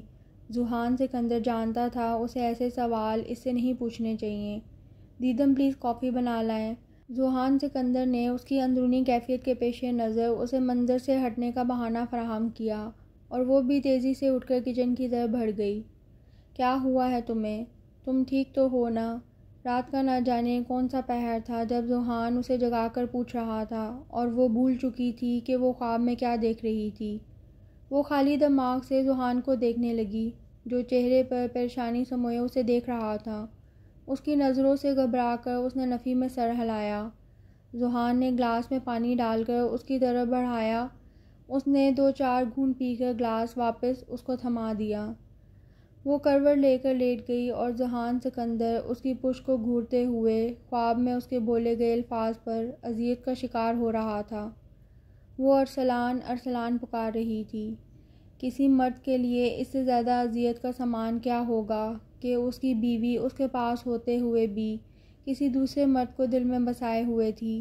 اس کی سوچ بدل رہی تھی۔ وہ ایک محبوب کی جگہ ایک شوہر کھڑا ہو گیا تھا اور وہ اس کے دماغ سے ارسلان نام کے بھوت کو کھرچ کر پھینک دینا چاہتا تھا۔ وہ کل تک بہت خوش تھا کیونکہ وہ اسے اپنی باہوں میں لے کر سویا تھا، اور صبح جب اس کی آنکھ کھلی تو دیدم نے بغیر کوئی برا منائے نرمی سے اپنے اوپر سے اس کے بازو ہٹا کر اٹھ گئی تھی۔ ذوحان سکندر کے لیے اتنا بھی کافی تھا۔ اس پل نہ جانے وہ اتنا جذباتی کیوں ہو رہا تھا۔ اسے اس لمحہ دل کا حال سنانے کے لیے کسی سامع کی اشد ضرورت تھی۔ ولیمے کی تقریب میں دیدم کو اسٹیج پر بٹھایا جا رہا تھا۔ ویڈیو میکر اپنے کام میں مشغول تھا۔ موو اور گرین کلر کے لہنگے پر زیورات سے لدی بہترین میک اپ کیے وہ کمال لگ رہی تھی۔ 3 پیس سوٹ میں ملبوس ذوحان سکندر کی چپ ہی نرالی تھی۔ وہ یقین کرنے میں متعمل تھا کہ یہ سجی سوری حسن کی مورت اس کے لیے سجی ہے۔ تقدیر کے کھیلوں کو کون سمجھے؟ دیدم کمال ایک بار پہلے بھی سجی تھی، اپنے پورے دل سے، لیکن اس کا دل اجڑ گیا تھا۔ اب اسے سجے سنورنے سے ڈر لگتا تھا۔ اس کے دماغ میں لوگوں کی باتیں گونج رہی تھیں، منحوس ہے یہ، شوہر کو کھا گئی، ماں باپ کو کھا گئی۔ اس کی آنکھوں کے آگے رابعہ بیگم آ کر کھڑی ہو گئی تھیں، ہاتھ باندھے۔ مر گیا میرا بیٹا، اب تو اس کا پیچھا چھوڑ دو۔ اور پھر اسے ایک دھکا دیا گیا تھا۔ اس کے جسم کو ایک جھٹکا لگا تھا۔ اس کا سارا جسم پسینے میں نہایا ہوا تھا۔ اس نے غیر ارادی طور پر ذوحان سکندر کا ہاتھ تھام لیا تھا۔ مصطفیٰ سکندر سے بات کرتے ہوئے ذوحان سکندر نے اپنے ہاتھ پر دیدم کی گرفت محسوس کی۔ وہ اسے کچھ ٹھیک نہیں لگ رہی تھی۔ اس نے اس کے ہاتھ کے نیچے سے اپنا ہاتھ نکالا اور اس کے ہاتھ کو گرفت میں لے لیا۔ شور کے باعث ہلکا سا جھک کر ذوحان سکندر نے ہنستے ہوئے بولا، قیامت لگ رہی ہو۔ اس کی آواز کے بھاری پن پر پہلی بار اس کے دل کو کچھ ہوا تھا۔ اس نے جھکا سر مزید جھکا لیا۔ ذوحان سکندر کی نانی بہت ہی نفیس خاتون تھی۔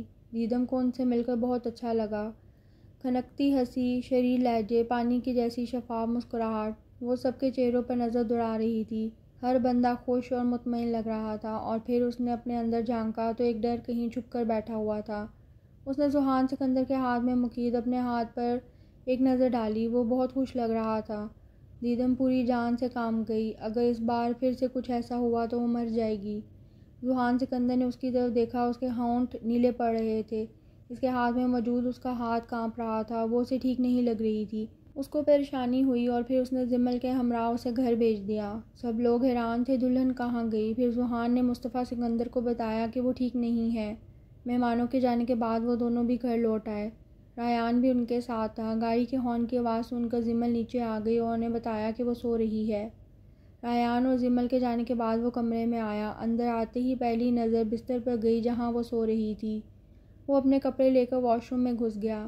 لائٹ آف کر کے بیڈ پر لیٹ کر دیدم کمال کی جانب کروٹ لے کے وہ نیند کی دوائی کے زیر اثر سو رہی تھی۔ ذوحان سکندر نے ہاتھ کھینچ کر اسے اپنے قریب کر لیا۔ آج اس کا روپ بار بار اس کی آنکھوں کے آگے لہرا رہا تھا اور آج دور رہنا تو ناممکن تھا۔ اسے اپنے حصار میں لے کر اس نے آنکھیں موند لیں۔ اس کے بالوں سے اڑتی خوشبو پر وہ مدہوش ہو رہا تھا، لیکن اس کی صحت کے پیش نظر خود پر بند باندھ کر پڑا رہا۔ دیدم کمال کے ہونٹ اس کے سینے کو چھو رہے تھے اور ذوحان سکندر کے لیے بس اتنا ہی کافی تھا۔ وہ اتنا گہری نیند سویا کہ اسے دیدم کمال کا اپنے پاس سے اٹھ کر جانا بھی محسوس نہ ہوا۔ وہ تیار ہو کر نیچے آیا تو وہ ڈائننگ پر بیٹھی ناشتہ کر رہی تھی۔ ذوحان اس کے برابر بیٹھا تو اس نے سر اٹھا کر اسے دیکھا اور پہلی بار ذوحان سکندر کو محسوس ہوا کہ وہ اس سے نظریں چرا رہی ہے۔ مصطفیٰ سکندر کے کہنے پر اس نے ذوحان کے کپ میں چائے انڈیلی تو اس کے ہاتھوں کی کپ کپاہٹ محسوس کی۔ رائل بلیو پاجامہ اور لانگ شرٹ پر اور ہم رنگ دوپٹہ سر پر جمائے وہ بہت خوبصورت لگ رہی تھی۔ مصطفیٰ سکندر ان دونوں کو اکیلا چھوڑ کر اٹھ گئے۔ ذوحان سکندر نے ناشتہ ختم کر کے ایک نظر اس پر ڈالی۔ میں سمجھ سکتا ہوں دیدم، تم جتنا چاہو وقت لے لو، میں انتظار کی لذت چکھنے کو تیار ہوں۔ یہ میرے حصے میں آنی چاہیے، محبت کی آزمائش سمجھ کر۔ اس نے ہنس کر دیدم کو ہلکا کرنا چاہا اور جھک کر اس کے قدموں سے ایک پھول اٹھا لیا۔ شاید انتظار کا، آزمائش کا، محبت کا۔ داناؤں کا قول ہے محبت محض ایک دوسرے کی طرف دیکھنے کا نام نہیں بلکہ ایک ہی سمت دیکھنے کا نام ہے۔ جہاں دیکھا بس اسے ہی دیکھا، جس سے محبت کی بس اسی سے محبت کی، جسے چاہا بس اسی کو سوچا۔ راہیں بدلنے والے، شہر بدلنے والے، ملک و ملک پھرنے والے محبت کی رمزوں کو سمجھ سکتے ہیں۔ جرمن کا قول ہے محبت عورت کی زندگی ہوتی ہے اور مرد کی زندگی کا محض ایک واقعہ۔ زمل، ذرا میرے دشمن کو بتاؤ، میں 10 ماہ پہلے جوڑے گئے رشتے کو توڑ رہی ہوں۔ چولہے کے آگے کھڑی زمل پنجوں کے بل پلٹی تھی اور دیدم کے آگے ہاتھ جوڑ دیے تھے۔ دیدم، خدا کا واسطہ ہے تمہیں، کچھ رحم کرو اس کے حال پر، جو ایک ماں سے ہر شام ایک امید سے اس گھر میں آتا ہے کہ شاید اسے معافی مل جائے، اور معافی بھی اس غلطی کی جو اس نے کی ہی نہیں۔ دیدم خاموشی سے اٹھ کر اپنے کمرے کی طرف جانے کے لیے پلٹی تو سامنے ہی وہ کھڑا تھا۔ تو تم مجھے چھوڑ رہی ہو محض اس لیے کہ میں نے اپنی کم فہمی میں تمہیں بہت بیہودہ الفاظ سے نوازا ہے۔ میں نے تمہاری ذات کو سب سے پہلے رکھا ہے۔ میں تو صرف تمہارے ذہن سے ایک ناکارہ سوچ کو نکالنا چاہتا تھا۔ اس کی سمجھ میں نہیں آ رہا تھا کہ وہ کیسے اور کس طرح اس کے دل سے ساری بدگمانی دھو ڈالے۔ اپنا اور میرا وقت فضول تکرار میں ضائع نہ کرو۔ ویسے بھی تم تو امریکہ جا رہے ہو نا، جا کر وہیں کسی میم سے شادی رچا لینا۔ دیدم نے بہت واضح طور پر ذوحان کی آنکھوں کے گوشے بھیگتے دیکھے اور وہ پلٹ گیا۔ وہ دیدم کی باتوں سے مایوس ہو کر گھر پہنچا تو لاؤنج میں داخل ہوتے ہی اسے کسی انہونی کا احساس ہوا۔ مصطفیٰ سکندر سامنے ہی فرش پر اوندے منہ پڑے ہوئے تھے۔ ان کے ناک اور منہ سے خون ابل ابل کر نکل رہا تھا۔ وہ تیزی سے آگے بڑھا اور انہیں اٹھا کر گاڑی میں ڈالا اور قریبی ہسپتال لے آیا۔ اس نے ریان کو بھی اطلاع دے دی تھی۔ تھوڑی ہی دیر میں وہ چلی آئی، حواس باختہ سی۔ آنسو اس کے چہرے کو بھگو رہے تھے۔ آتے ساتھ ہی ذوحان کی طرف بڑھی۔ کیا ہوا ہے؟ آپ کہاں تھے جو ایسے گر گئے؟ ڈاکٹر کیا کہتے ہیں؟ ابھی تو کچھ نہیں بتایا، لیکن تم حوصلہ رکھو، وہ ٹھیک ہے۔ شاید بی پی ہائی ہونے کی وجہ سے چکرا کر گر گئے ہیں۔ اور پھر ڈاکٹرز نے بھی وہی کہا جو ذوحان کہہ رہا تھا، لیکن دیدم کی تسلی نہیں ہو رہی تھی۔ پھر وہ لوگ سکندر مصطفیٰ کو لے کر گھر آئے اور حیران طور پر، جسے وہ پچھلے 1 مہینے سے گھر آنے کی منتیں کر رہا تھا، وہ خاموشی سے ہاسپٹل سے گھر لوٹ آئی تھی۔ وہ ذوحان سے ناراض تھی، لیکن مصطفیٰ سکندر کو وہ بہت چاہتی تھی اور وہ بھی اسے ذوحان سے بڑھ کر چاہتے تھے، اور وہ انہیں تکلیف میں نہیں دیکھ سکتی تھی، اسی لیے چلی آئی۔ ذوحان کو پچھلے 1 مہینے سے جو گھر کاٹ کھانے کو دھو رہا تھا، وہاں اب ہر طرف رونق ہی رونق لگ رہی تھی۔ ذوحان سے اس کی ناراضگی برقرار تھی، لیکن وہ پھر بھی خوش تھا۔ محبت ایک معجزہ تھا جو رونما ہو چکا تھا، جو مردہ دلوں کو زندگی کی حرارت بخشتا تھا۔ محبت اگر ایک غیر منطقی شے ہے تو یہ دیدم کمال کو بھی ہو گئی تھی۔ اس نے ایک بار پھر سے محبت کرنے کا فیصلہ کیا تھا۔ وہ نادان نہیں جانتی تھی کہ یہ اس کا فیصلہ نہیں ہے، یہ تو رب کا فیصلہ ہے۔ وہ جب ہم سے ہماری کوئی پیاری چیز لیتا ہے تو ہمیں اسے بہتر سے نوازتا ہے۔ اللہ نے بھی اسے نوازا تھا، بے حساب، بے شمار، ایک ایسے شخص کو اسے سونپ کر جو اس کی قدر کرتا ہے، اس کی چھوٹی سے چھوٹی تکلیف پر بھی اٹھ کھڑا ہوتا ہے، جیسے اس سے زیادہ تکلیف اسے ہو رہی ہو۔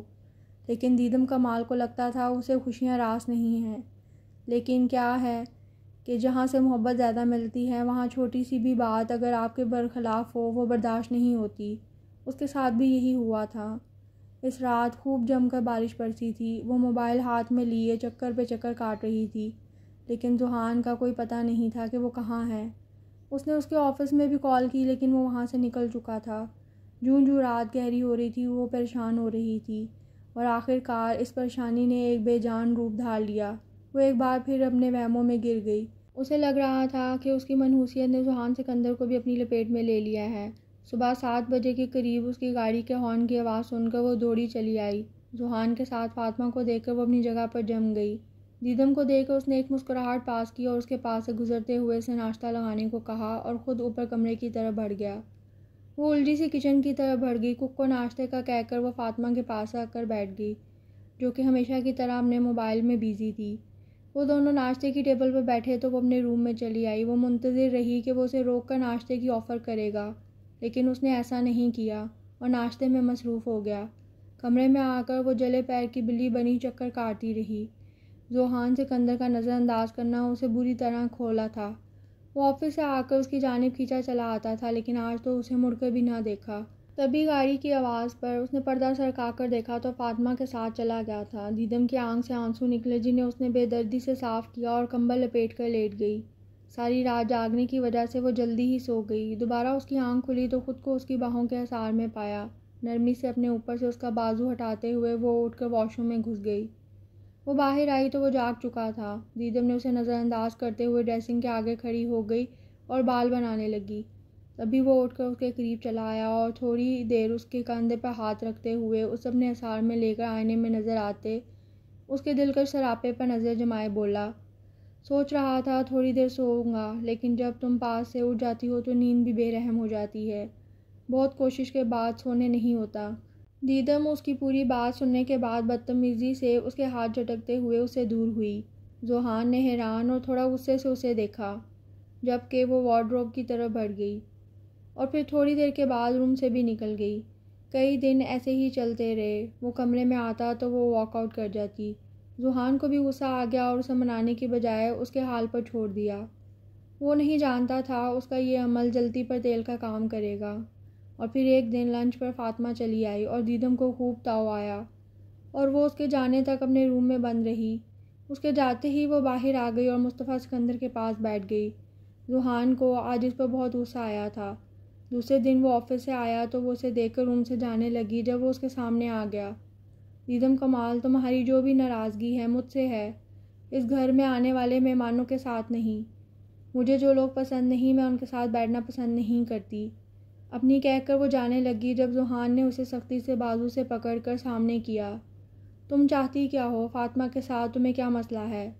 تم کیوں سکون سے نہ خود رہتی ہو نہ مجھے رہنے دے رہی ہو؟ میں تو سکون سے ہی رہ رہی ہوں اور آپ کی بے سکونی کی وجہ میں نہیں جانتی۔ ہاں، آپ بے سکون اپنی ہی وجہ سے ہوں گے۔ جس کے پاس آپ کو سکون حاصل ہے وہاں چلے جائیں۔ دوسری شادی والی لڑکیوں کی زندگیوں میں محبت کی مدت اتنی ہی ہوتی ہے۔ صرف 8 ماہ میں آپ کے سر سے بھی محبت کا بھوت اتر گیا ہے نا، تو اب کوئی اور لے آؤ۔ وہ بدگمانی کی انتہا پر تھی۔ ذوحان کا دل کیا وہ کھینچ کر اسے ایک لگائے اور اس کا دماغ درست کر دے۔ تمہارے دماغ میں جو یہ فطور بھرا ہے نا، اسے اپنے دماغ سے نکال دو۔ اس نے غصے میں اسے بس ایک دھکا دیا۔ اس میں بھی اس نے کوشش کی کہ وہ گرے نہ اور خود کمرے سے نکل گیا، جبکہ دیدم کمال کی اس کا دھکا دینے سے ہی جان نکل گئی اور چکرا کر گری، جس سے ٹیبل کا کونا اس کے سر پر لگا۔ وہ تھوڑی وہاں بیٹھی اپنی زندگی پر ماتم کرتی رہی اور پھر ایک بیگ میں اپنے کپڑے ڈال کر نکل آئی۔ گھر پہنچنے پر ایان اور زمل نے اسے بہت پوچھا کہ کیا ہوا ہے، لیکن وہ بالکل خاموش رہی۔ اس نے اپنے لب سی لیے۔ اس نے زمل کو اتنا بتا دیا کہ وہ واپس نہیں جائے گی، اور اسی شام ذوحان چلا آیا اسے لینے کے لیے، لیکن اس نے اس کے ساتھ جانے سے صاف انکار کر دیا۔ وہ بھی وقتی غصے سے وہاں سے نکل گیا، لیکن 3 دن کے بعد وہ پھر چوکھٹ پر کھڑا تھا، اور پھر وہ روز ہی آ جاتا، لیکن دیدم کی نہ ہاں میں نہ بدل سکا۔ کچھ خیالات جو پختہ ہو گئے تھے، ایک عقیدت جو نظریں اٹھانے ہی نہیں دیتی تھی، ایک اعتماد جو کبھی ڈراتا ہی نہ تھا۔ دروازے کے ساتھ لگ کر کھڑی دیدم کمال کی آنکھیں بھر آئی تھیں۔ وہ خود کو سمیٹتے ہوئے اٹھ کھڑی ہوئی تھی۔ یہاں مزید ٹھہرنا مشکل امر تھا۔ اگر وہ شخص میرے لیے سب کچھ چھوڑنے کے لیے تیار تھا تو کیا تم، دیدم کمال، تم اس کے لیے کچھ انچاہے رشتے برداشت نہیں کر سکتی؟ اس نے تمہاری خاطر خود کو برباد کر لیا۔ ایک بیوہ کا معاشرے میں کیا مقام ہوتا ہے جانتی ہو کیا؟ آج اس کا ضمیر اس کے سامنے کھڑا اسے لعنت و ملامت کر رہا تھا۔ آج اس کی زبان بند تھی اور دل بول رہا تھا۔ اس کے دماغ میں ذوحان سکندر کی باتیں گونج رہی تھیں۔ مصطفیٰ سکندر اور ذوحان سکندر آمنے سامنے بیٹھے تھے۔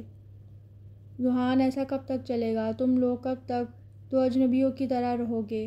تم دونوں کو دیکھ کر لگتا ہے ندی کے 2 کنارے ہیں جو ساتھ تو چل رہے ہیں لیکن مل نہیں سکتے۔ نہیں دادا جان، ایسی تو کوئی بات نہیں ہے۔ ذوحان، میں دیکھ بھی رہا ہوں، سن بھی رہا ہوں، تم مجھے جھٹلا نہیں سکتے۔ میں آپ کو کیوں جھٹلاؤں گا؟ ہمارے درمیان سب کچھ ٹھیک ہے۔ مصطفیٰ سکندر نے اسے خشمگین نظروں سے دیکھا۔ یہ اڑی رنگت، آنکھوں کے نیچے پڑے حلقے، تمہارا حلیہ اندرونی کیفیات کا غماز ہے۔ مصطفیٰ سکندر کے لیے چائے لے کر آتی دیدم کمال کے پاؤں زمین کے ساتھ جم گئے۔ ان کی بات پر وہ ٹھٹک کر رک گئی۔ اس کا دل چاہا کہ آگے بڑھ کر وہ بھی اس شخص کو دیکھ سکے۔ وہ اٹھ کر کھڑا ہو گیا اور کمرے میں ٹہلنے لگا۔ اپنی پاکٹ سے سگریٹ نکال کر سلگھا لیا۔ وہ اس وقت اپنے حواس میں نہیں تھا، ورنہ وہ مصطفیٰ سکندر کے سامنے بیٹھ کر کبھی اسموکنگ نہیں کرتا تھا۔ مصطفیٰ سکندر کا دل دکھ سے بھر گیا۔ اگر تم کہو تو میں اس سے بات کروں؟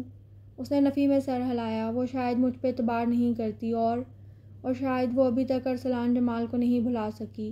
اس کی زندگی میں میں کہیں نہیں ہوں۔ مجھے اسے کوئی گلہ بھی نہیں ہے۔ میں بھی تو اس کے علاوہ کسی کو نہیں چاہ سکا۔ محبت احساس ہی ایسا ہے، اور یہ احساس ہی ہمیں ایک دوسرے سے باندھ کر رکھتا ہے، جیسے میں ایک ان دیکھی ڈور میں بندھا ہوں۔ میں ایک امید کے ساتھ جی رہا ہوں کہ کبھی تو ہوائیں رخ بدلیں گی اور اسے ذوحان سکندر سے محبت ہوگی۔ میں اس دن کا انتظار کر رہا ہوں۔ اپنی بات مکمل کر کے وہ باہر نکلا تو ٹھٹک کر رک گیا۔ سامنے ہی وہ کھڑی تھی، پتھرائی آنکھوں کے ساتھ، اڑی رنگت۔ وہ ایک پل کے لیے اس کے پاس رکا، کچھ کہنے کے لیے لب کھولے، اور پھر خون بھیج کر اس کی سائڈ سے نکلتا چلا گیا۔ 2 دل مل رہے ہیں مگر چھپکے چھپکے۔ وہ دونوں آج ذوحان کی نانی کے گھر آئے ہوئے تھے۔ یہ ایک چھوٹی سی پارٹی تھی جس میں ذوحان اور فاطمہ کے فرینڈز بھی آئے ہوئے تھے۔ چونکہ دیدم کو ذوحان کی نانی نے خود کال کر کے بلایا تھا، اس لیے اس کے بغیر کہے وہ اس کے ساتھ چلی آئی۔ بلیک ساڑی جس پر گرین کلر کا خوبصورت کام کیا ہوا تھا زیب تن کیے، وہ بہت خوبصورت لگ رہی تھی۔ ذوحان سکندر نے بلیک 3 پیس زیب تن کیا ہوا تھا۔ اس وقت وہ سب کی بھرپور فرمائش پر گٹار سنبھالے، آنکھیں موندے، بہت جذب کے عالم میں سر بکھیر رہا تھا۔ ٹھیک اس کے سامنے سنگل صوفے پر بیٹھی دیدم کمال ہاتھوں کے پیالے میں اپنا چہرہ گرائے ٹکٹکی باندھے اسے دیکھ رہی تھی۔ ذوحان سکندر کی آنکھیں بند تھیں، ورنہ وہ اسے خود کو اتنے جذب کے عالم میں تکتے دیکھ کر بے ہوش ہو ہی جاتا۔ تبھی دیدم کی نظر فاطمہ پر پڑی، جو بہت پرشوق نگاہوں سے ذوحان سکندر کو دیکھ رہی تھی۔ اس کی آنکھوں میں ایک الوہی چمک تھی۔ پنک اور لائٹ پرپل کلر کے ماڈرن ڈریس میں وہ بے انتہا خوبصورت لگ رہی تھی۔ دیدم کمال کو ایک دم سے ہی سب کچھ بے معنی سا لگنے لگا تھا۔ تالیوں کی آواز پر اس نے رخ موڑ کر ذوحان کی طرف دیکھا، جو سر ہلا کر سب کا شکریہ ادا کر رہا تھا۔ سب سے ہوتی ہوئی اس کی نظر دیدم کمال پر آ کر رک گئی، جو خاموش اور خالی نظروں سے اسے دیکھ رہی تھی۔ کافی دیر بیٹھنے کے بعد وہ دونوں واپسی کے لیے اٹھ کھڑے ہوئے۔ ان کی گاڑی روانہ ہونے سے پہلے دیدم نے فاطمہ کو ذوحان کی سائٹ پہ جھکتے دیکھا تھا۔ وہ اسے کل کسی میٹنگ کے بارے میں پوچھ رہی تھی۔ نہیں، کل کی میٹنگ کینسل کر دو۔ لیکن کیوں؟ بس ویسے ہی۔ وہ کہہ نہیں سکا کہ کل اس کی ویڈنگ اینیورسری ہے اور وہ کل کا سارا دن گھر میں ہی رہنا چاہتا ہے۔ اس نے ایک نظر دیدم پر ڈالی، جو پوری دل جمعی سے باہر دیکھ رہی تھی۔ ابھی تھوڑا سا ہی فاصلہ طے کیا تھا جب ہلکی ہلکی بوندا باندی شروع ہو گئی۔ پتہ ہی نہ چلا اور اگلے 10 منٹ میں ہلکی بوندا باندی طوفانی بارش میں بدل گئی۔ شدید بارش کی وجہ سے 1 گھنٹے کا سفر 3.5 گھنٹے گزرنے کے بعد بھی طے نہ ہو سکا۔ شدید بارش اور دھند کی وجہ سے راستہ دکھائی نہ دے رہا تھا۔ وہ بہت مہارت سے ڈرائیو کر رہا تھا۔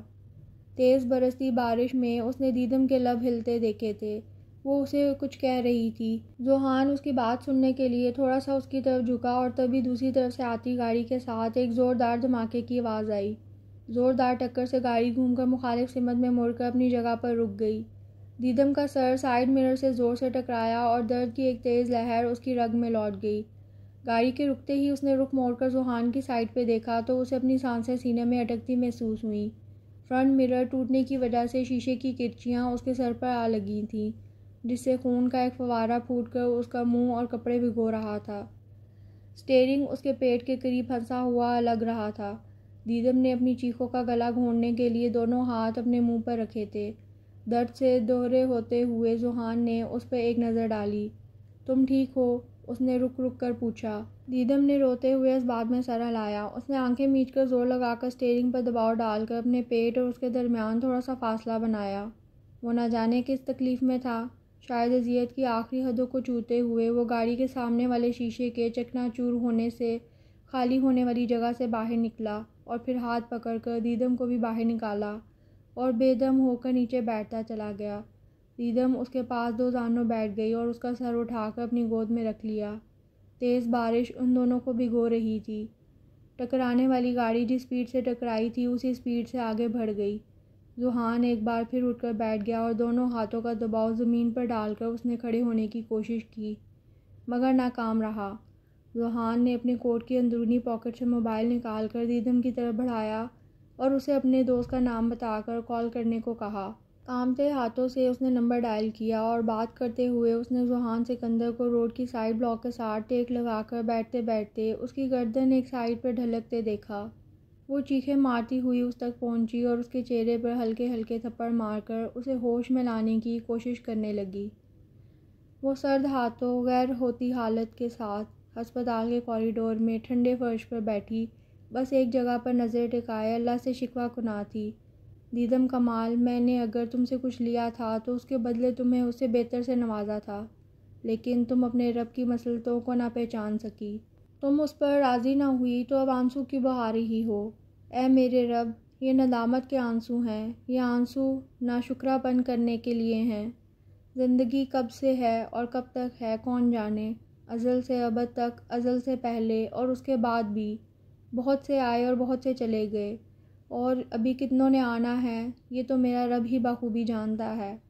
اے میرے رب، اسے اس کی زندگی واپس لوٹا دے، میری خطاؤں کو معاف فرما، تو سب سے بڑھ کر معاف کرنے والا ہے۔ تبھی ICU کی لائٹ بند ہوئی تھی اور دروازہ کھول کر ڈاکٹر باہر آیا تھا۔ اس کی آنکھیں بند تھیں، اس کا ہر عضو سماعت بن گیا۔ مبارک ہو آپ لوگوں کو، مسٹر ذوحان اب خطرے سے باہر ہیں۔ ڈاکٹر کی بات سن کر اس نے آنکھیں کھول کر اپنے آنسو صاف کیے اور اٹھ کر ہسپتال سے باہر نکل آئی۔ مصطفیٰ سکندر نے حیرانگی سے اسے جاتے ہوئے دیکھا۔ وہ ٹیکسی لے کر گھر پہنچی، وضو کر کے جائے نماز بچھا کر اپنے رب کا شکر ادا کیا۔ وہ پورے 15 دن ہاسپٹل میں رہا۔ وہ ہر دن اس کا انتظار کرتا رہا لیکن وہ نہیں آئی۔ کبھی کبھی اسے لگتا تھا کہ کوئی اسے چھپ چھپ کر دیکھتا ہے، لیکن وہ اسے اپنا وہم جان کر چپ ہو جاتا۔ مصطفیٰ سکندر کے آنے پر وہ ہر روز ایک امید سے ان کی طرف دیکھتا اور وہ دروازے کی طرف دیکھ کر چپ ہو جاتے۔ وہ اسے نہیں بتا سکتے تھے کہ وہ ان کے ساتھ روز آتی ہے اور صبح سے شام تک کوریڈور پر بیٹھی رہتی ہے۔ وہ کہتی ہے کہ اس میں اب ہمت نہیں ہے ذوحان سکندر کا سامنا کرنے کی۔ ٹھیک 15 دن کے بعد وہ گھر لوٹ آیا۔ وہ دیدم کمال سے سخت بدگمان ہو چکا تھا۔ اس نے سوچ لیا تھا کہ وہ اب اسے آزاد کر دے گا۔ وہ اسے اپنے ساتھ زبردستی باندھے نہیں رکھ سکتا۔ رات گئے وہ اپنے کمرے میں آیا، شاور لے کر باہر نکلا۔ ڈریسنگ کے آگے کھڑے ہو کر وہ بال بنا رہا تھا جب اسے اپنے پیچھے پرچھائی نظر آئی۔ اس سے پہلے کہ وہ مڑتا اس نے اپنی پشت پر گرم سانسوں کو محسوس کیا۔ وہ دونوں بازو کا حصار باندھے آنسو بہا رہی تھی۔ ذوحان سکندر نے آنکھیں موند لیں۔ اپنے سینے پر رکھے اس کے ہاتھوں کو خود سے الگ کرتے ہوئے وہ اس کی طرف مڑا، جو آنسو بہانے کا شغل جاری رکھے ہوئے تھی۔ ذوحان سکندر نے تھوڑی سے پکڑ کر اس کا چہرہ اوپر کیا اور آنکھوں کی پیاس بجھائی۔ دیدم کمال نے اس کا ہاتھ جھٹک کر خود کو اس کے سینے میں چھپا لیا۔ کمرے میں ذوحان سکندر کا زندگی سے بھرپور قہقہ گونجا۔ ہاسپٹل میں مجھ سے ملنے کیوں نہیں آئی؟ بس احساس شرمندگی تھا۔ ذوحان نے اس کی پیشانی پہ اپنے لب رکھے اور اس کو اپنی باہوں کے مضبوط حصار میں لے لیا۔ اندھیرا چھٹ چکا تھا، ستاروں سے سجی کہکشاں ان کی منتظر تھی۔